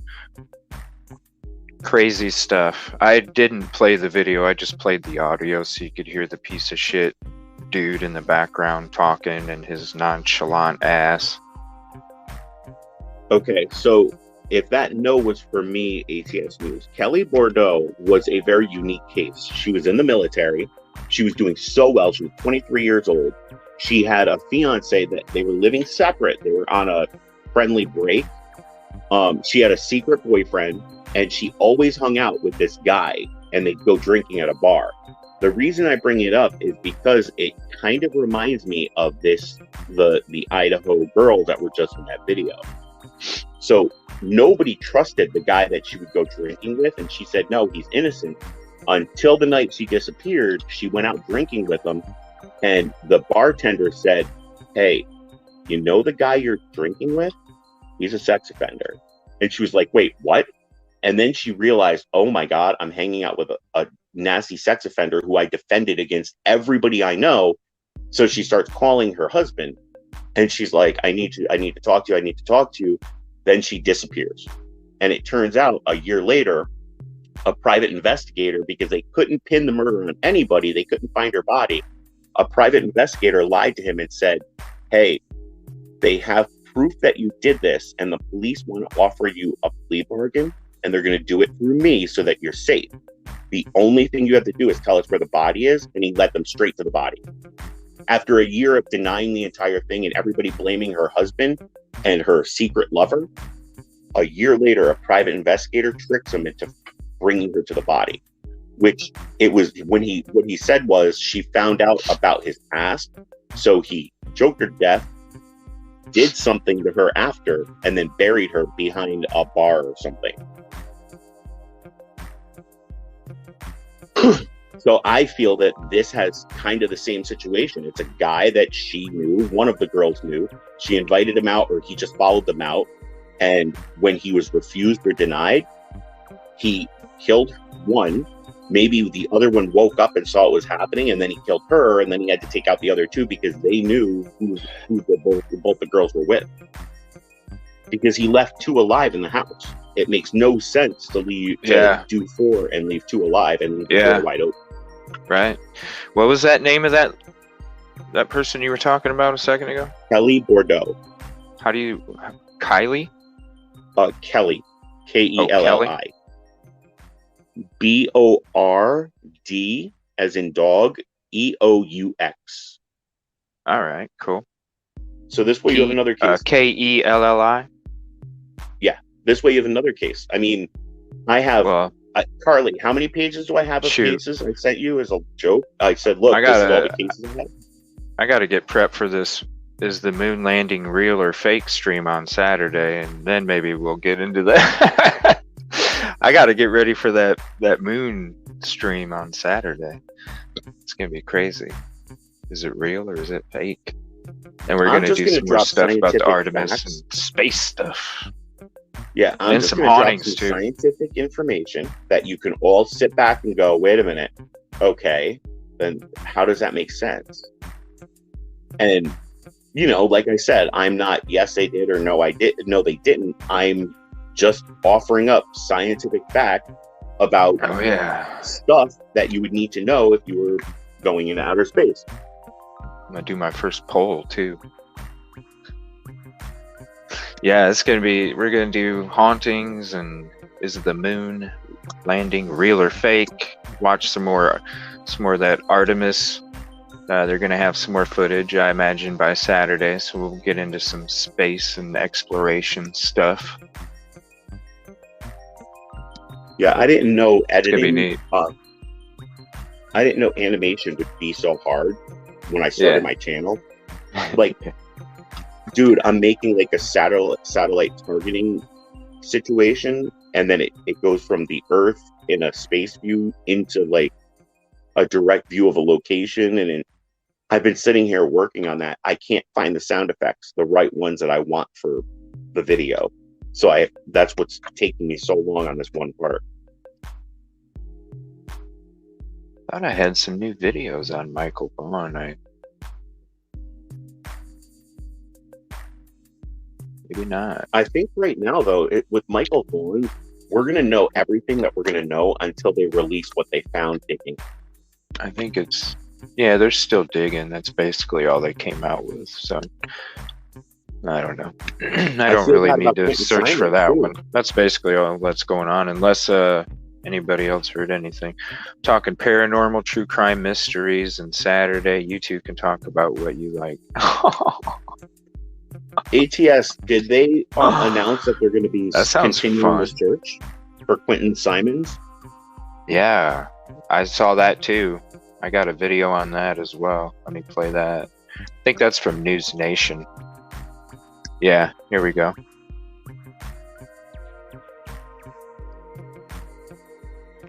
Whoops. Savannah and police.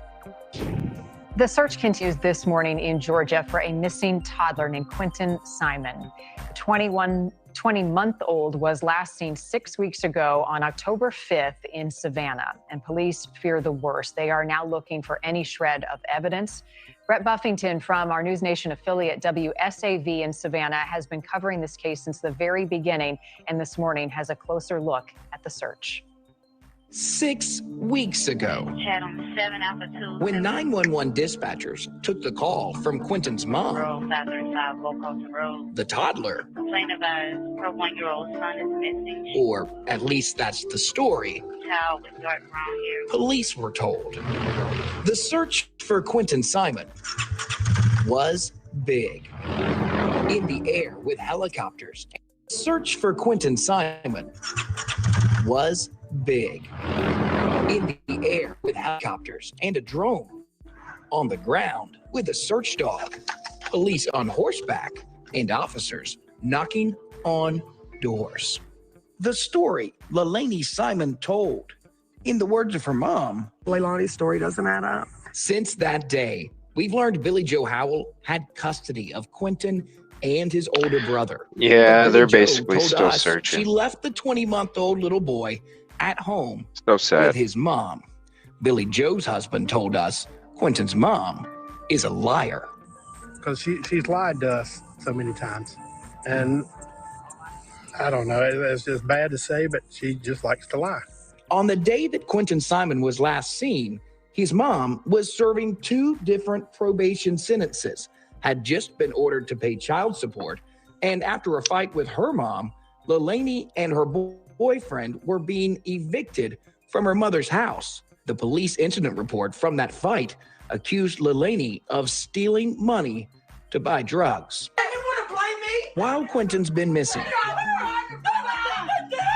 His grandmother and his babysitter got into this emotionally fueled shouting match. My baby's not dead. His mom was seen out drinking at a beach bar. Is this a trap house? Protesters got so rowdy in That was front so of the house where sickening. Quentin lived And that police have essentially made it impossible. you know, I want to say I'm glad they're starting to pass frickin' laws so that kind of BS don't happen anymore. Sorry. For those That's just my protesters opinion. to stay, the biggest question, what happened to Quentin? Oh, The I'm ready evidence for that we that have so documentary far, ATS. When's it based coming on, out? Multiple search warrants and interviews has led us to the conclusion that Quentin is deceased. I'm missing The a good story Watts that documentary. police have put together, And I love according to Chatham documentaries. County's police chief, is Quentin Simon didn't wander off. Investigators believe the little boy was tossed in a dumpster like garbage. Yeah. Yeah, basically they're just still searching. That's all they're saying. If you But it guys says haven't went police and watched building my on a commentary- case, huh? Oh yeah, they're still searching, unfortunately. It In says my right here, video, I building on a case. yeah, Go ahead. it sucks.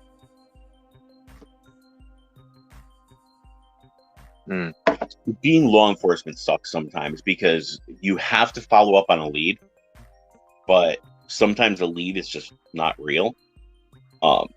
In my video, I give a scenario. So if nobody's watched it fully, I know the people that have watched it fully through, because then they're like, oh shit, you know what? I've been saying that since day one. And I'm like, okay, no, you weren't, but it's okay. In my video, I give a very easy explanation. If as long as they're just saying, hey, you're clear, go, bye-bye, have fun. It could have been as easy as Danny hiding the body early when it happened, and then coming home, going to police, talking with them, going to grab the body after he's done, and then taking off, getting out of Dodge as quick as possible. And on his way through any road he drove, back road or whatever, hide the body somewhere else that nobody will be looking for it. Makes it very easy that way. Yeah. Or if you watch A Day in the Life, the documentary A Day in the Life of a landfill employee, yeah, you just watch what they do, and if, you know, she did put him in the dumpster and he's in the landfill, I can see how they're not going to be able to find him that way either. You should check that documentary out sometime. It's pretty interesting seeing exactly the insides of how it all works. And yeah, you don't come away too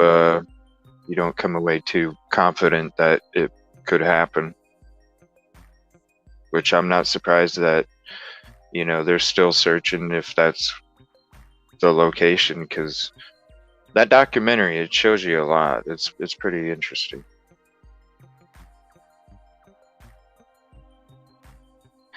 Yeah, so that's pretty much it on that one. Now let me see, I got some other stuff here. Have you heard of Rachel Castillo? Yeah, I saw that. I think I saw that come up on another channel. Let's see here. I haven't seen anybody talking about it at all. Well, truthfully, it's kind of tough. I mean, once you start getting invested in the main cases, so a lot of cases, there are 600,000 a year reported missing. So when you think about that statistic alone, but then you have to subtract how many people were found or how many multiple reports of the same person, you start to understand there's no possible way that you could cover every single case that occurs. Well, of course not. That's not possible for any human being to do. I was just saying, I haven't heard anybody talking about her. I haven't seen anybody streaming their, you know, what's going on with this mom. I thought about maybe tomorrow talking about her a little bit. I really haven't seen anybody talk about her. So it would be nice if somebody does, and if nobody isn't, I might as well. Who's really who's doing streams so I can check their channel out?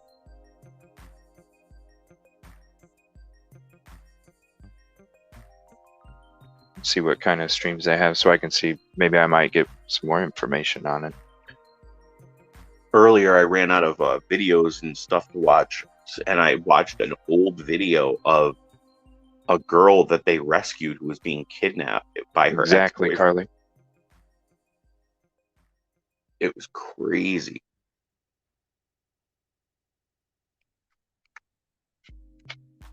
They used DNA to ID the foot found up in Yellowstone last month. Wow, it was a man, a 70-year-old man from LA. Yeah, Ooh. Carly, yeah. If you worked at one before, you know exactly what I'm talking about. ATS, you need to advertise. Yes, I can't wait for the documentary. I love Chris. That's what got me started watching ATS and C.D.T. when they were doing streams together. Started off with the Chris Watts stuff. I was like, wow. 2018 when I started What's watching crazy them. is I never heard of ATS News or C.D.T. or any of those channels back when Chris Watts was going on. I was following 10 to Life, It's a Crime, Zav Girl. There were a bunch of people that I watched on the constant, and there were so many victim blamers. I was like, wow. And I had to stop watching certain feeds because of all the victim blamers. And I was like, yeah, okay, I'm quite sure they wanted this to happen.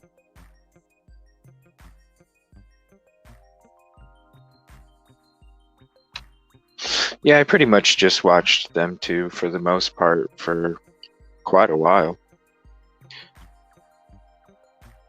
Got into some Armchair Detective a little bit. He's not too bad. I like Gray Hughes.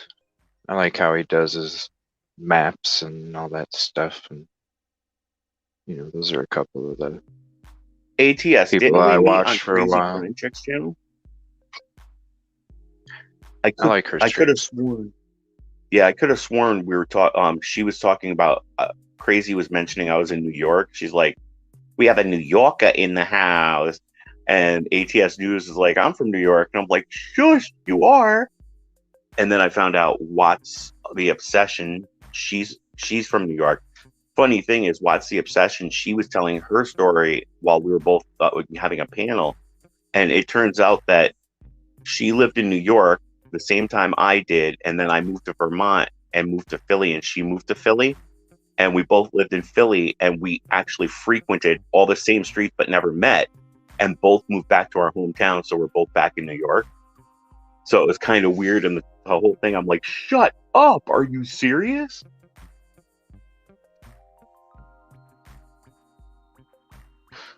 That's funny. I only sound New York now because I'm so removed from my worldly travel at this point in my life, which I might want to get back into sooner or later. But ATS News, you have an accent that comes out when you get very passionate about something that you're mad about. And it's funny because I'm like, there's a New York right there. We can sense it. It's coming. Yeah, that other dude in her stream when he was typing nasty, she put that fire out real quick. It was great. I was laughing my ass off.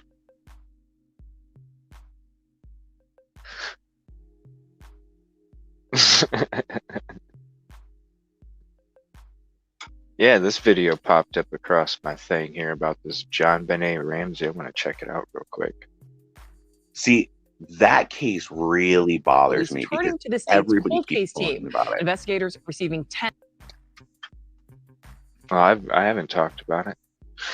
Well, I'm not talking about YouTubers. I'm talking about people who became YouTubers that worked on the case, and they brag about it. I worked on John Benet Ramsey. Well, I wouldn't brag about something I was unsuccessful at. So, you shouldn't put that on your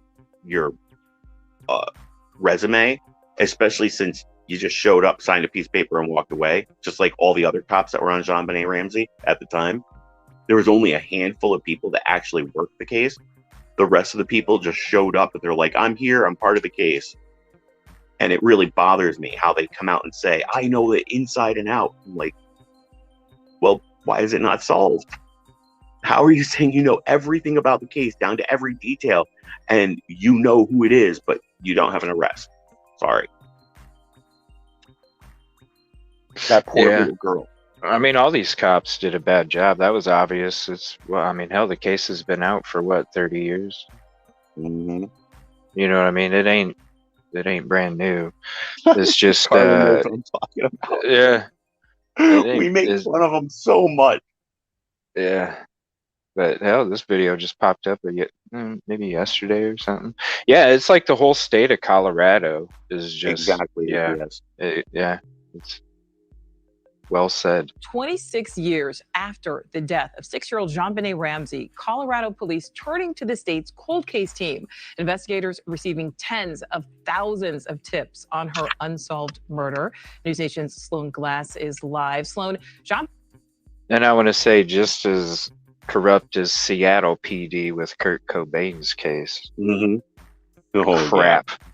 JonBenet was reported missing the day after Christmas, all the way back in 1996. Nicole, I think we all remember that day. It's one of the most notorious cold cases in history. What happened to JonBenet Ramsey? Detectives have been investigating leads stemming from more than 21,000 tips, letters, and emails. Still, almost 26 years later, we have no answers. Police are hoping to change that by consulting with the Colorado State Cold Case Team. 6-year-old JonBenet Ramsey was found dead in the basement of her family home the day after Christmas. The case was strange from the beginning. A ransom note was found inside the home. Although the little girl's body was also found in the home, and it didn't appear she had been taken. Photos of the pageant girl were made worldwide news. With no arrests, theories, and conjecture followed the case. The only people known to be in the home were her parents, Patsy and John, and her older brother, Burke. Speculation that a family member was behind the death or was hiding information was fueled by the Ramseys' initial reluctance to talk to police. And Boulder police were criticized for their initial handling of the case. The small police department failed to properly secure the crime scene or thoroughly search the house. However, federal, state, and local officials have never stopped investigating. Police saying that the Colorado Cold Case Review Team. So they're basically just going to have a cold case team reopen it. Alrighty. I'll be honest with you. Hopefully they get some answers out of it with our technology now. Well, dude, these cold case groups, there's like 3 of them, which are insanely amazing. They do such a great job, and they've actually freed countless innocent people that were put in prison and cleared the names of people who died in prison. So good. I'm glad and here's the thing. I want these cold case people to actually say, you know what, we're going to investigate all cases that seem sketchy so that all these police officers who are just throwing out bullshit will lose their job. Just like the cop that lost his job, who they found out was also an abuser of his girlfriend, for Gabby Petito. Yeah, I know. Yeah. Yeah, I know. What? God, that's so sad, dude. You could. That's a hard one to talk about. Dude, it came across my Facebook because all of the things that started happening, I posted about at the same exact time. And when I was watching it come across my feed as memories, I was like, I forgot I posted this. Dude, I posted something so long breaking down why Brian Laundrie is a scumbag. It was ridiculous. It's just crazy. Like, I don't understand. Like, when you get calls that a dude is hitting a woman and then they're driving off, like, where do you come up with the conclusion you came up with when you actually pulled them over? Like, you had people call in and tell you what the hell happened, and then you're gonna believe this dude? Like, you should know when a female is in that situation, they're gonna try and it's gonna hurt them more to deal with him than it is, you know, the rest of, like, they try and cover up. Right.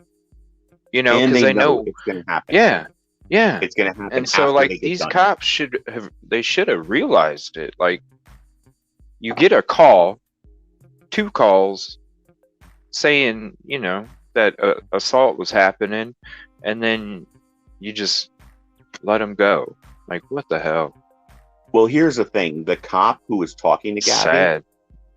if somebody else, one of the forest ranger that was there, she's on the down low was telling her she needs to get out of this relationship. It's going to end badly. But if the other male cops, because as a female, the only female that's there that's not a cop, she's not going to open her mouth and be like, "You guys are fucking stupid." She couldn't, because Yeah, she was like a park ranger or something, right? Right. She wasn't Yep. a police officer. She was a park ranger or something. And the thing was, if everybody should have noticed. The cop was like, "So did he hit you? I mean, you know, he didn't hit you, right? You hit him, right? And you know, you pushed him. You know, if I was your age, when I was your age, I used to do the same thing." He was asking her a question, and as she's answering it, interrupting her to stop her flow of, "Yeah, he hit me." And he's like, "Well, you got marks twist on your her, sleeve." to twist the narrative, so he didn't have to do shit. No, it wasn't because he didn't want to do anything. It's because he's an abuser. So he treated her, Exactly, gaslighting her, just like he did the girl that he beat up and threatened to kill. Mm-hmm. Didn't he say he was going to bash her head in with a crowbar if she tells anybody? Well, So I don't know about that. No, he said it to his ex. That's what came out. That's why they were like, he's an abuser. She's like, yeah, he told me, if you tell anybody about this, I'll beat your head in with a crowbar. And then he got released from his job, and it came out on the news, and he's like, "Oh, now I'll never have a girlfriend again." No, I didn't. I just heard that he did that. I didn't dig into his personal life or anything. This was just out. That was enough to hear that he did it. You know, that was enough for me. Dude, I saw the gaslighting because my exes, whenever they did something wrong, they would gaslight me nonstop. You know, you cheated on a girl like 15 years ago. Okay, that wasn't you though. And, you know, we're together now. I'm not doing anything. But they gaslight you when they're the abuser intentionally because they want to turn it around on you. And that's what happened to the cam when the guy got out of the car. It was like so horrible, heartbreaking, heart-wrenching to watch her sit there going, "This cop is against me too." Yeah, to cry in the back seat and be, you know, just alone feeling. It was sad. Yeah. Well, here's a messed up part. It's horrible. Brian Laundrie got into his car and he was driving him somewhere, right? And I sat there listening to the conversation, and he's like, "Yeah, man, if somebody came out here and they didn't know where they were and they didn't have a map or something, you'll never find them." He was literally saying, "Dude, if you kill her and hide her in the woods, nobody will ever find her." And they wouldn't have if it wasn't for the YouTube channel that was filming B-roll at the time that they were out there. Because she was like, "Oh my gosh, I think I got their van on video." And that's when the police went there. So the cop who's in the car at the end of the whole meeting, he's talking to Brian, shooting the shit. And he's like, "Yeah, man, this place is so far out there that if you don't know where you're at and you don't know where you're going, they'll never find you. People get lost here all the time."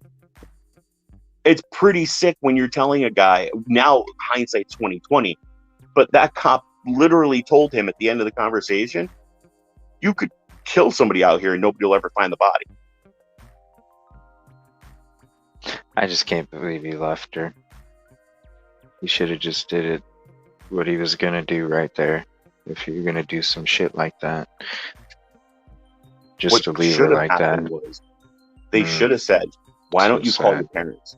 That's what they should have said. One of them, any of them should have said, "You're Gabby, right?" He Maybe just you got should call back your there. parents. He just got back there. Who knows, man? Maybe she was telling him to frickin' leave, and that's when he did what he did.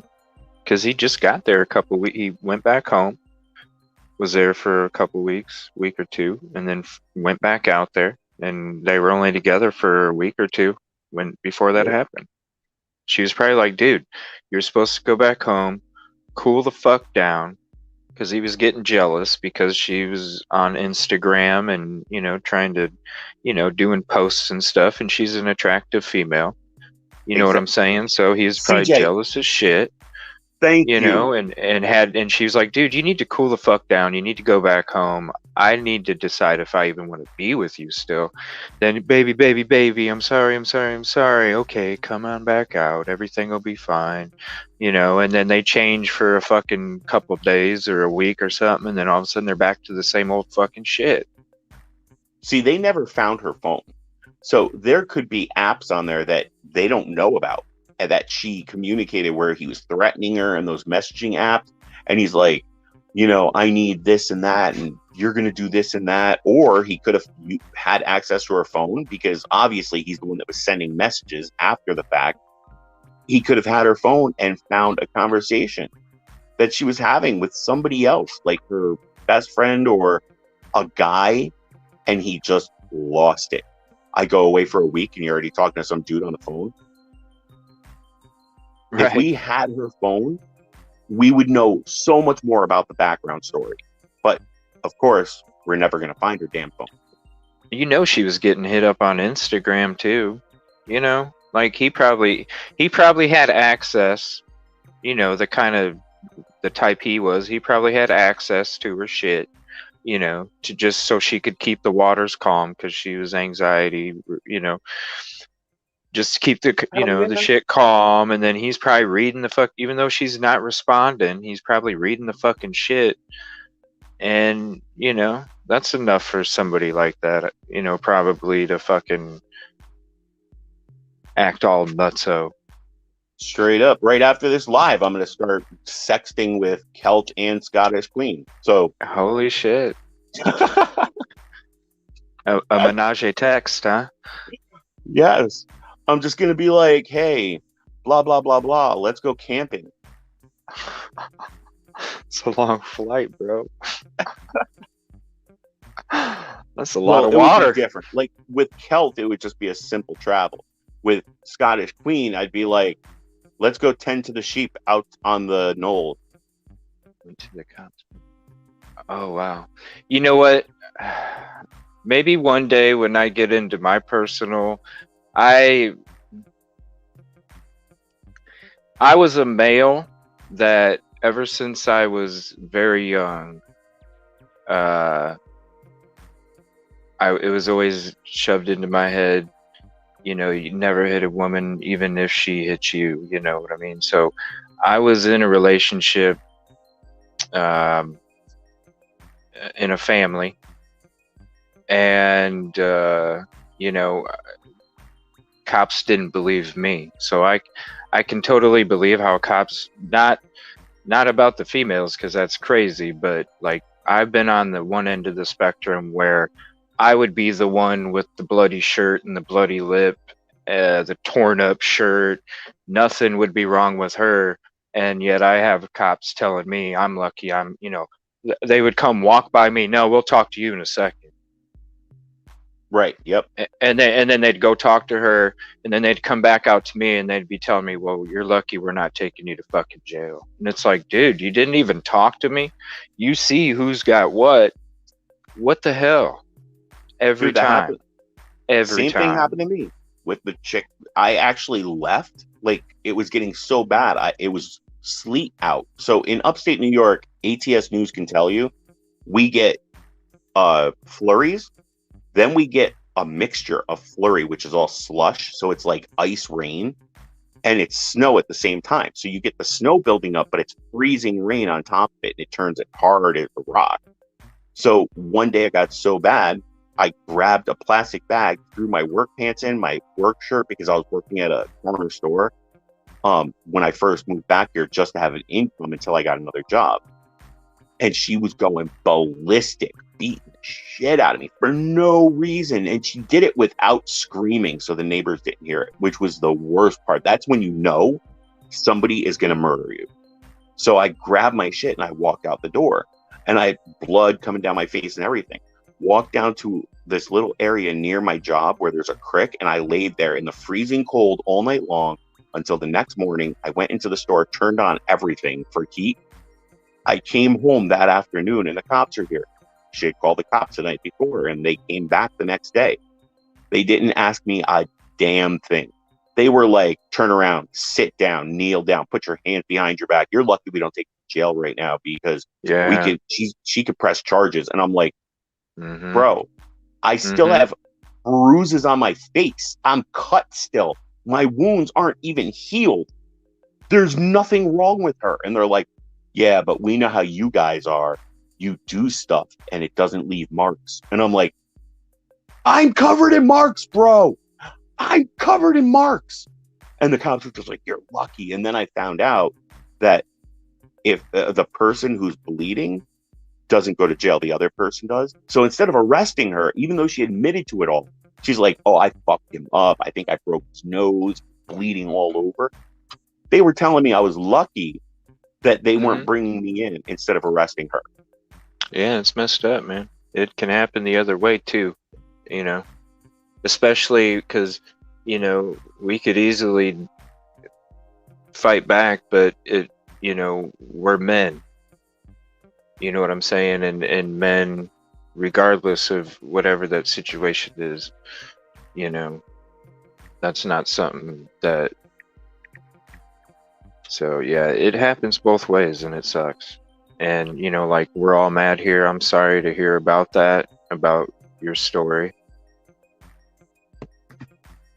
Well, for me, I never leave. And this is just me. Whenever And that's true, they do make you.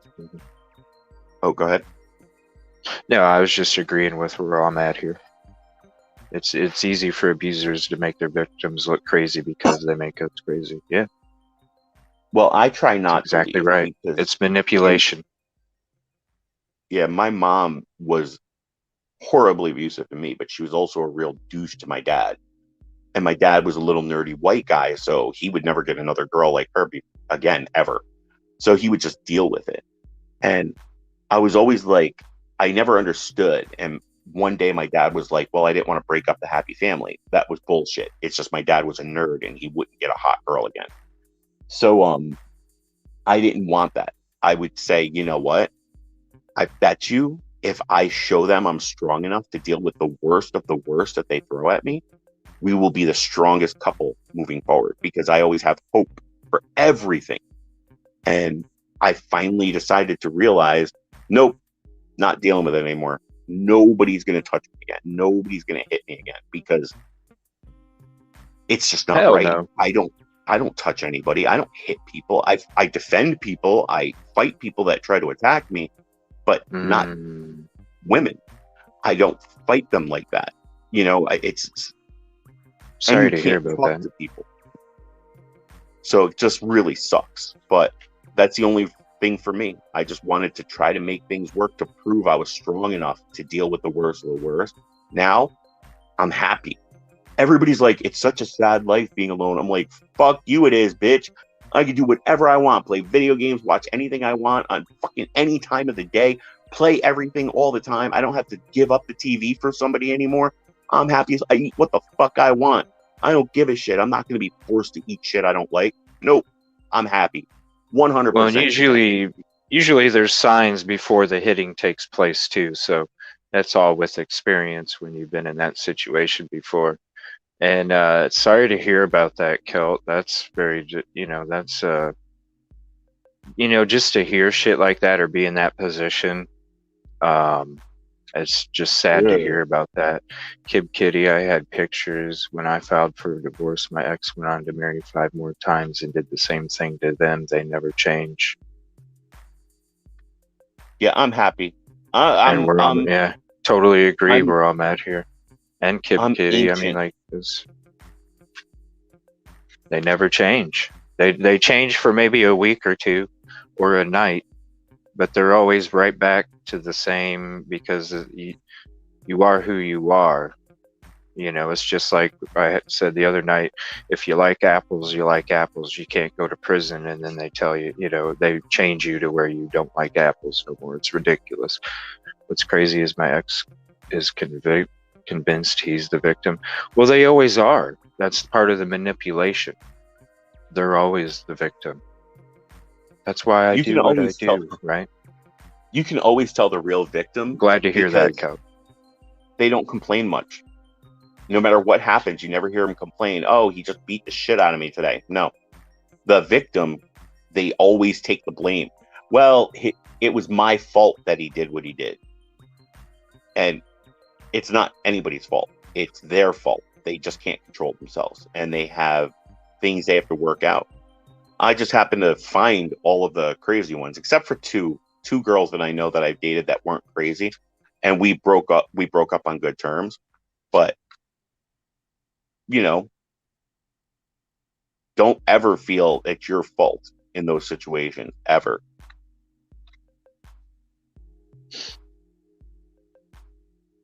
Yeah, let's change the topic. Hell yeah.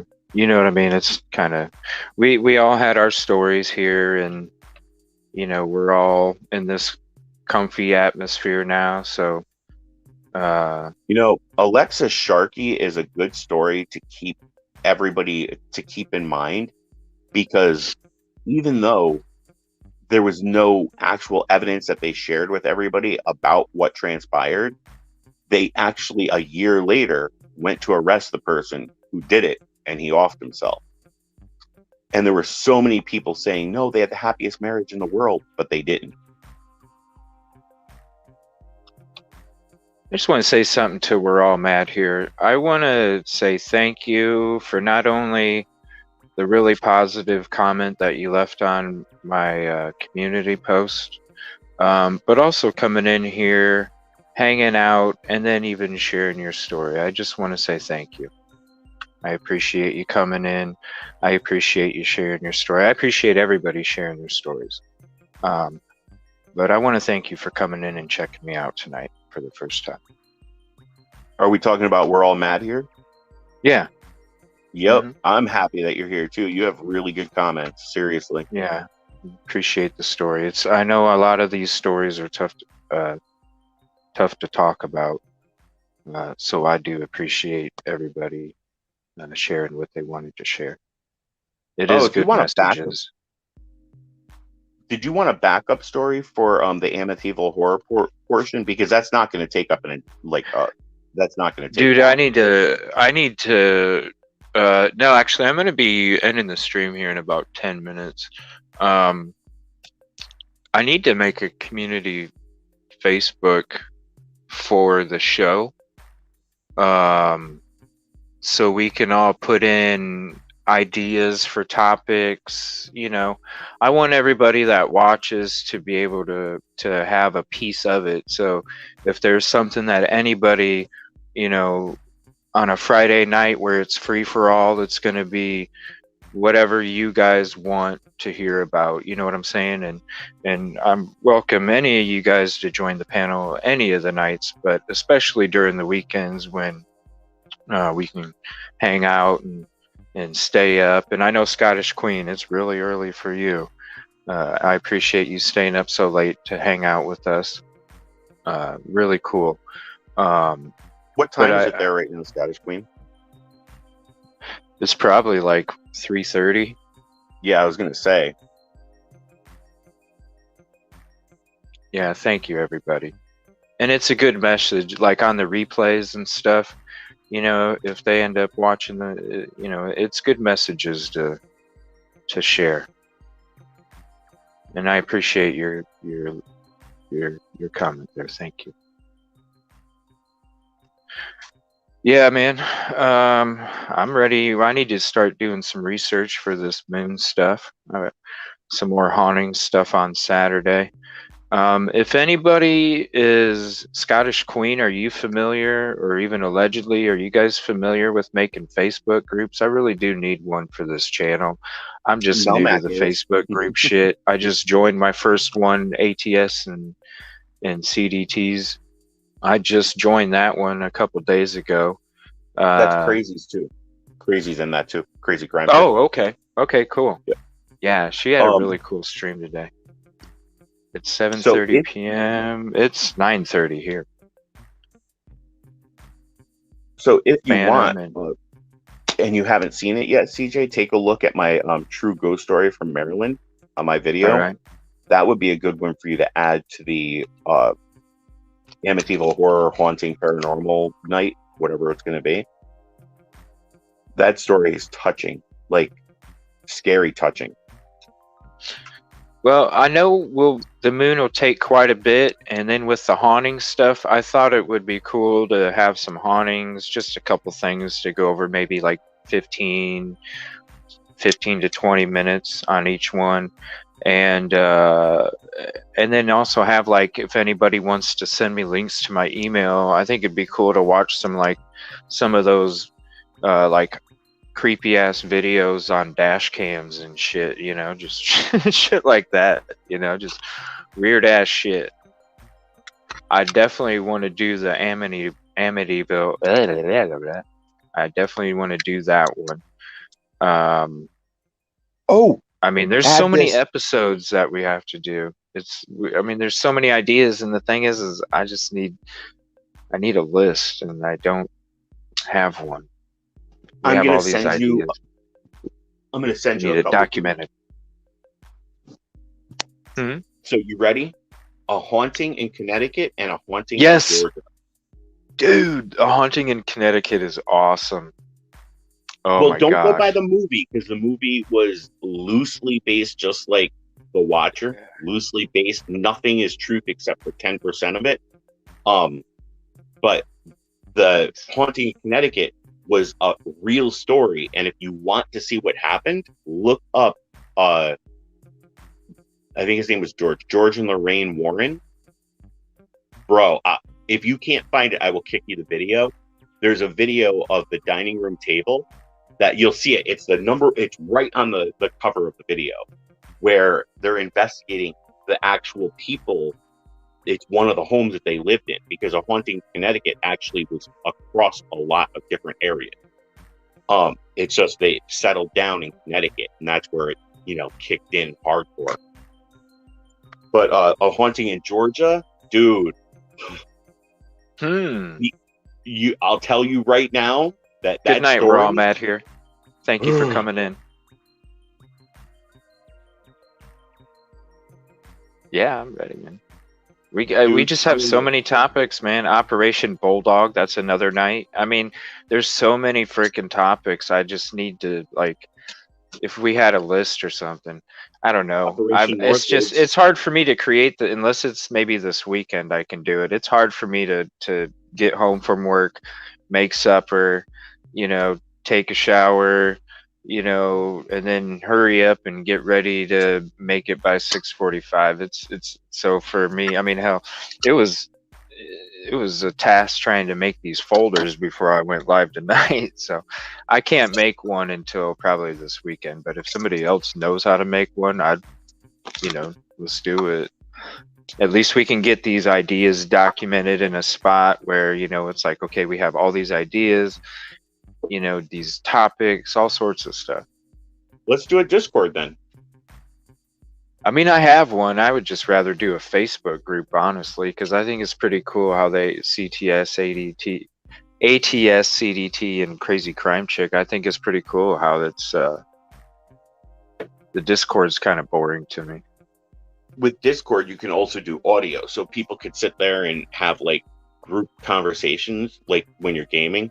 You get everybody in. This way, instead of having just a Facebook group where they have to post stuff and then comment, type out a bunch of shit, have Discord attached to it, and then this way you can form a group for audio chat, and everybody can go in there and just be like, "Hi, everybody, it's Friday night," or let's say it's Sunday night. Okay, it's Sunday night. What do we have on the agenda for next week or all week? What topics? What cases? And people could just talk about it. I mean, you can do that in the Facebook group. It's just too much like a thread. I don't know. Threads are boring. Well, no, I'm talking about the audio. I mean, it would be like a group conversation. Everybody gets to talk. Nobody's on physical panel where you see their face. I mean, they could be if they want to be, but. Well, I mean, if you have a conversation with a bunch of people, it's hard to talk about shit. It's a lot of, true. You're talking about a couple-hour conversation or something. I don't know. I always found like I have a Discord and I created one, but I was just like, this is boring, and I just quit fucking with it. But when I joined ATS, C.D.T, and Crazy Crime Chicks, I was like, wow, that's pretty cool. It's pretty neat. It's just more colorful, more animated. You did what? I never messed with Discord, man. Yeah. I mean, seriously, if somebody knows how to do all that stuff, hey, I'm cool with it. You know what I mean? Because honestly, it's really hard when, to try and, it's already tough for me to try and make it at 6:45, but I try and make it to where it's not late as hell for everybody, because I know everybody needs rest and stuff like that. So it's hard for me to really have time during the week. I could definitely do it on the weekend, but I'd be down for somebody else making one and just inviting me to it, and do whatever anybody wants to do. I'm down with it. And if there's any other YouTube content creators in here or that do watch the replay, just go ahead and post your link in the comments, and make sure you thumbs up the video and leave a cool comment as well. All right, man. Well, I'm gonna hop off the stream for the evening. It was pretty interesting. A lot of topics we talked about tonight, a lot of stories. I appreciate everything. I appreciate everybody's involvement and communication, and just call it the EvilleCJ concept / podcast. I'm gonna have interviews. I forgot to tell you guys. Oh my gosh. I have 2 more confirmed interviews. I have the mother of the 3 sons that went to the Iraq-Afghanistan war together at the same time, and then also had the son that was in gymnastics for the Olympics, then ended up getting hurt and then turning it into a Cirque du Soleil career in Vegas and in China. I'm going to have the sit down with the mom, and then I'm going to have a sit down with the 3 brothers, and I'm just waiting on the youngest brother for his interview. So I got 2 more interviews that I have confirmed. So I'm excited. I'm up to 5 right now, and I potentially have 7. I'm waiting to hear back from 2 more. So that's going to be really cool. That's something that's going to be coming out in probably, I'd say my first one will probably be in the next few weeks. I'll have up, but I'll definitely let you guys know when I'm going to be starting the editing process and all that. I'm not sure if I'm going to do it live or if I'm going to do a recorded broadcast and then post it at a later time. I'm not quite sure. I kind of want to do it live because I'd kind of like to have a section at the very end where the viewers could ask questions. Get through the whole interview, couple-hour interview, not have any of the chat popping up on the screen or anything, and I won't be able to pay attention to the chat. I'll be totally focused on my guest. But I think it'd be kind of cool at the end of the interviews to have a viewer question section where maybe for 10 or 15 minutes we could open up questions to the viewers. I think it's a great idea. So, it's not just going to be about crime talk. That's not what it is. It's not what it has ever been from the start. I think these interviews are going to be really cool. When I do these interviews, I'm going to do those on camera. So I will be, and I'm going to see if they can do it on camera too. So it's more personable, you see me, you see them, you see everybody. We're all on camera. We're all sitting there and we're all just talking about experiences and stories. And if there's any stories that anybody would like for me to interview them for, that's either watching or on replay, please reach out to me, EvilleCJ@gmail.com, and tell me your story. And we'll talk sometime. I want to thank you, buddy, for hopping up here, man. I appreciate your knowledge, your passion. Dude, I love being up here with you. This is like one of the few, panels that I actually get to have fun and just bullshit with somebody. And of course, all of you guys in chat, you make this amazing. Yes, like you do. If it wasn't for all you every guys, night. I'd be like, every night. I know we'd just be talking about just whatever, you know. They help out a lot. I mean, especially when it comes to information, like the investigative side of it. Like so many times the chat just comes through with, I wish I had like a screen and sound effects. I wish I was like this professional setup where I could just hit these buttons and boom, bomb, you know. The best I can do, you know, the best I can do is Scottish Queen's breaking news. You know, that's the best that I can do right now. You know. but I mean, your So personalities and your comments make a huge difference too. Like you guys, you give life to the chat. I mean, two guys chit-chatting about cases, that would be cool. But we reflect upon everything you're saying. And you guys, great questions, great comments. You know, you're always there, no matter what. And it's a good thing. Your participation. much appreciated, much love. And But I'm it's, gonna hop you know, out, bro, so you can close out. well, have a good night, bro. Peaceful All right, and my man. positive. Get your stomach full, get some good rest, and have a great morning and a great day tomorrow, buddy.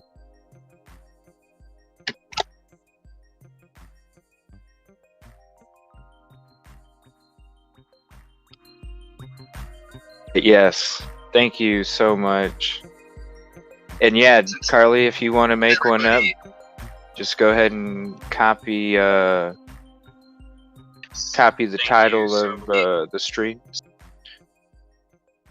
And that'd be really cool. I'd appreciate it, because really I'm new to that Facebook stuff, that Facebook group stuff. That was the first one I ever joined in my life.